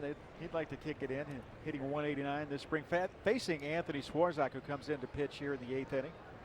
Veteran's been around quite some time from down the road, Davie, Florida. But this facility is just wonderful. I mean, it's wonderful for the fan base. It's great for the players, having the minor league system, just next door. And we heard Jeff Luno talking about how they share the weight room, the big league side and the minor league side. To encourage inclusion, minor leaguers to feel a part of the organization and be able to ask questions to some of the major league players. Yeah, it's all about trying to create that team family situation. Let those minor leaguers go over and talk to the big leaguers and find out what they did, what made them successful. So just a tremendous facility here in West Palm Beach. J.D. Davis batting with a runner on. J.D. Davis took what was served up and able to serve one out to right field. And the Astros with runners at first and second with one out at the bottom of the 8th inning and a 2-0 lead. Well, spring training is here and on MLB.tv. Astro fans can watch select spring training games live on your favorite supported devices. Blackout and other restrictions apply for regular season games. Visit MLB.tv for details. A pitching change here in West Palm. Astros lead at 2-0.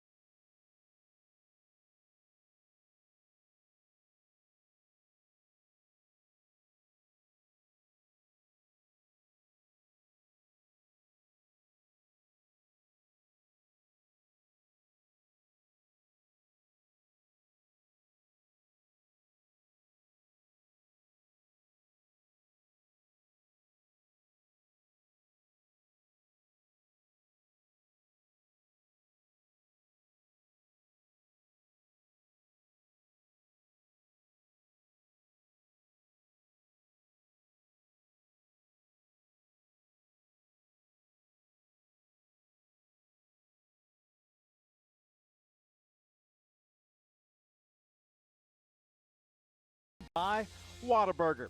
Don't miss the new Mushroom Swiss Burger at Whataburger, available for a limited time. And by Toyota. Let's go places.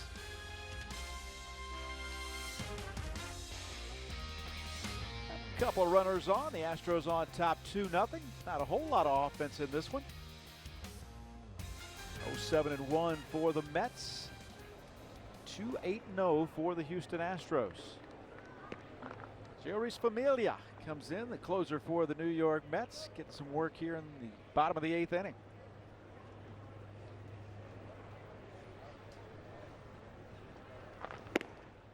Misses outside, ball one. Familia featuring a big fastball, mid-upper 90s. Has a split finger fastball that he throws extremely hard also. When he gets it down in the count, it's next to impossible for hitters to lay off. Josh Rojas getting his first at bat. A swing and a miss. Rojas, one of the minor league call-ups today.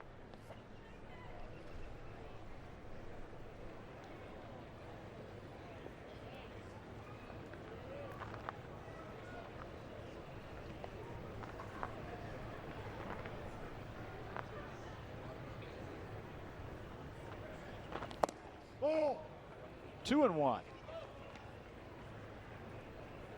It has been a great spring as far as the weather is concerned. There have been times when you get so much rain here in Florida that teams are gripping a little bit because they don't get enough work in. That has not been the case this time around. I say that as some dark clouds, relatively speaking, have started to pop up. Yeah, Kevin, I've been involved in some of those springs, and it really becomes a logistical nightmare for the pitching coaches and managers to try and figure out how to get all your pitchers work when you get that rain early in spring and you got a bunch of pitchers in camp that need work.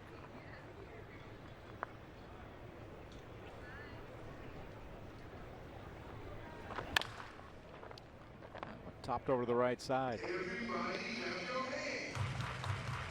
Familia last year, 26 appearances for the New York Mets. Man that they expect to pitch the 9th inning. I want to see him a lot in that 9th inning this year. Yeah, he started the season off on a vacation. He was on suspension, but just never really got into a groove. Hit on the left side. There's one. Can't turn it. Runners at first and third with now 2 outs. The previous years for Familia, he's thrown the ball exceptionally well. Really being the mainstay in that Mets bullpen. Him and Jerry Blevins, who we saw the left-hander throw earlier. Well, Noah Syndergaard will be their opening day starter, and he has had a really good spring for the New York Mets. He's had a sub 1.5 ERA, so he's thrown the ball well, appears to be healthy, and he'll be their opening day starter. Says he's ready to go. Alex DeGote bats for the Astros. Well, the key to this Mets team and their success this year is going to be the same as it is every year, and it's built around the health of that rotation. And Steven Matz was a big part of it. We saw him throw the ball extremely well again today, so that's 2 in a row for him. So Mickey Callaway's got to feel good about this rotation going into the regular season, how they are healthy. But if they can stay healthy, they can dominate and give the Washington Nationals a run in the National League East. You think so? I do.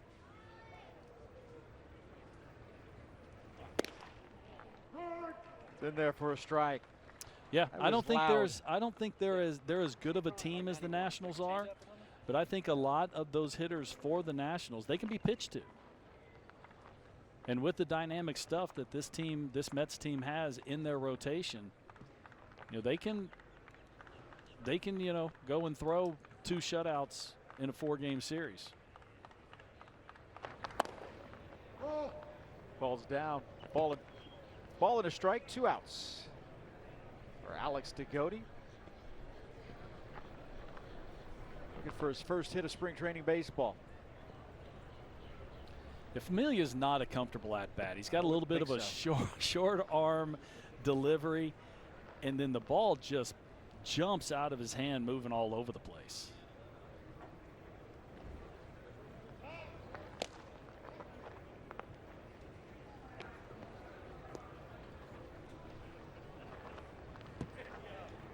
DeGote, a 15th round draft pick in 2016. He's from the Miami area.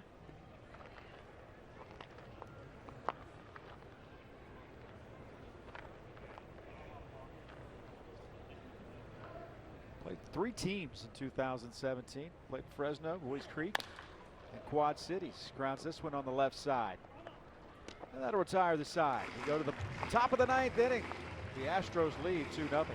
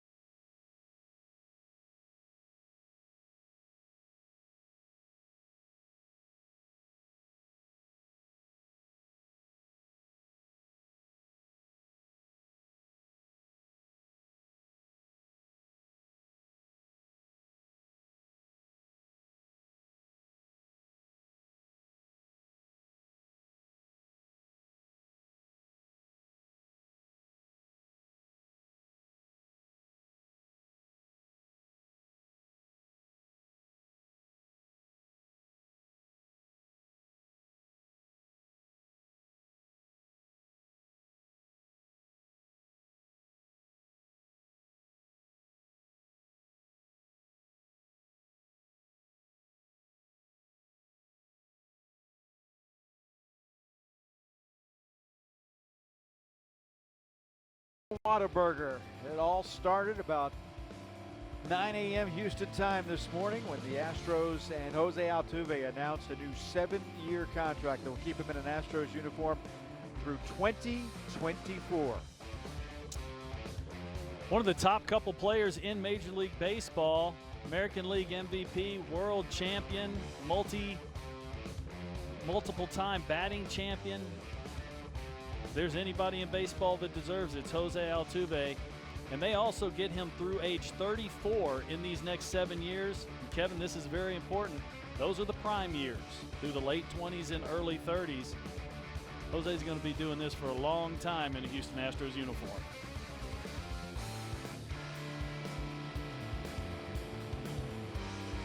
Todd Frazier steps in and Will Harris on the mound for the Astros. Well, things that Jose has been able to put together, historic on a baseball level, not just an Astros level. Will Harris working here to Todd Frazier. Yeah, Jose has led Major League Baseball the last 4 years in hits, has 3 batting titles in that time, and has almost 850 hits in those 4 innings, those 4 years. Here's Will Harris's numbers. He's had a pretty good spring. This is one of A.J. Hinch's main back of the game, back of the bullpen guys. It's inside. Frazier, of course, moved over from the White Sox to the Yankees last year. You know, he's a great example as that Harris, a guy that really couldn't find his way, didn't have a whole lot of success, got married up with Brent Strom, and the next thing you know, he's put together a successful career. Yeah, it's a low mid-90s fastball. It's got a little different action than most fastballs. Ball hammered to left in the corner and off the wall. That'll be a double for Frazier. The 32-year-old veteran cruises into second base. His day will be done. Well, that's one of the things that Todd Frazier can do. He can hit a fastball.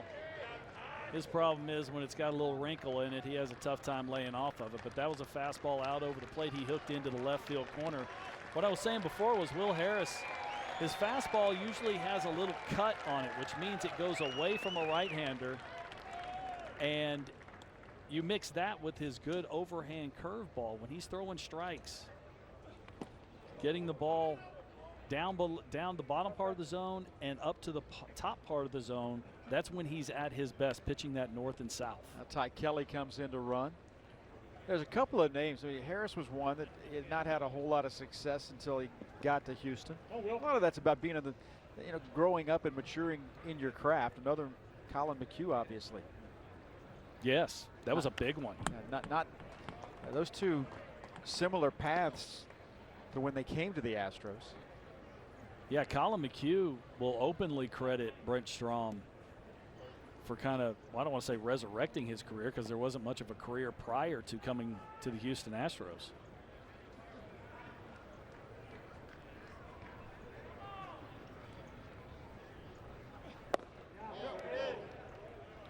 Did he go? He did not.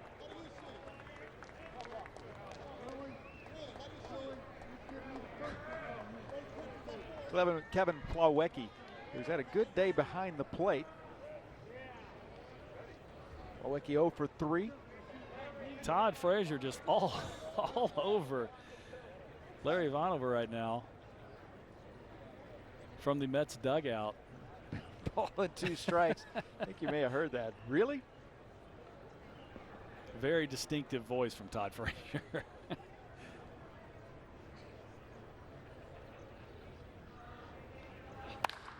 That one hit to right.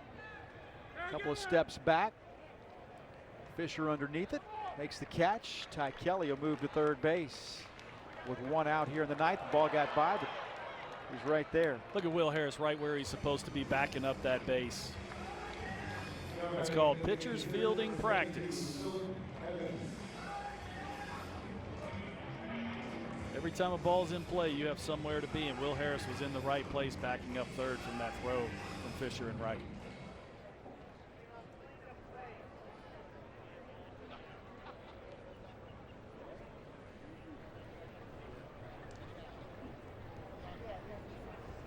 Ty Kelly leads away from third base. Astros get away with their 16th victory of the spring.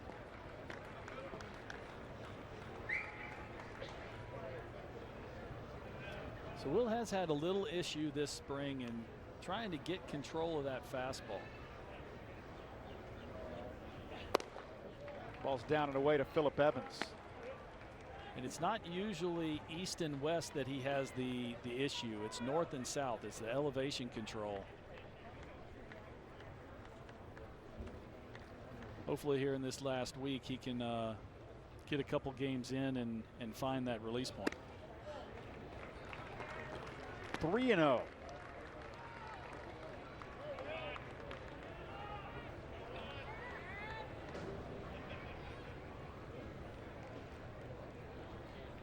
Astros got a run in the second, another run in the third. Has been it. 4-pitch walk to Evans. Runners at the corners.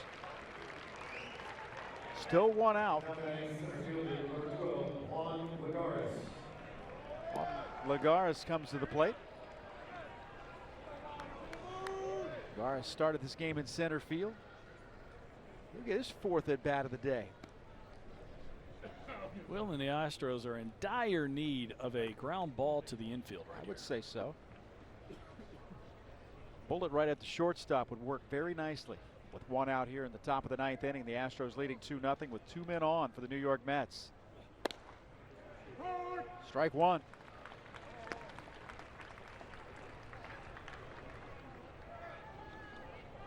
This is spring training game number 26 for the Astros. The Astros are 15-7-3. The Mets are 7-15-3. Lagares right at, that'll work. A double play. A line drive right at Tyler White. Steps on the bag. That'll retire the side, and that's your ball game. Tyler White looking like he's been playing there all his life. 7 shutout innings from Justin Verlander, a home run from Carlos Correa, and the Astros win it by a score of 2-0. We'll come back and wrap things up from West Palm in a moment. Spring is coming. Enjoy the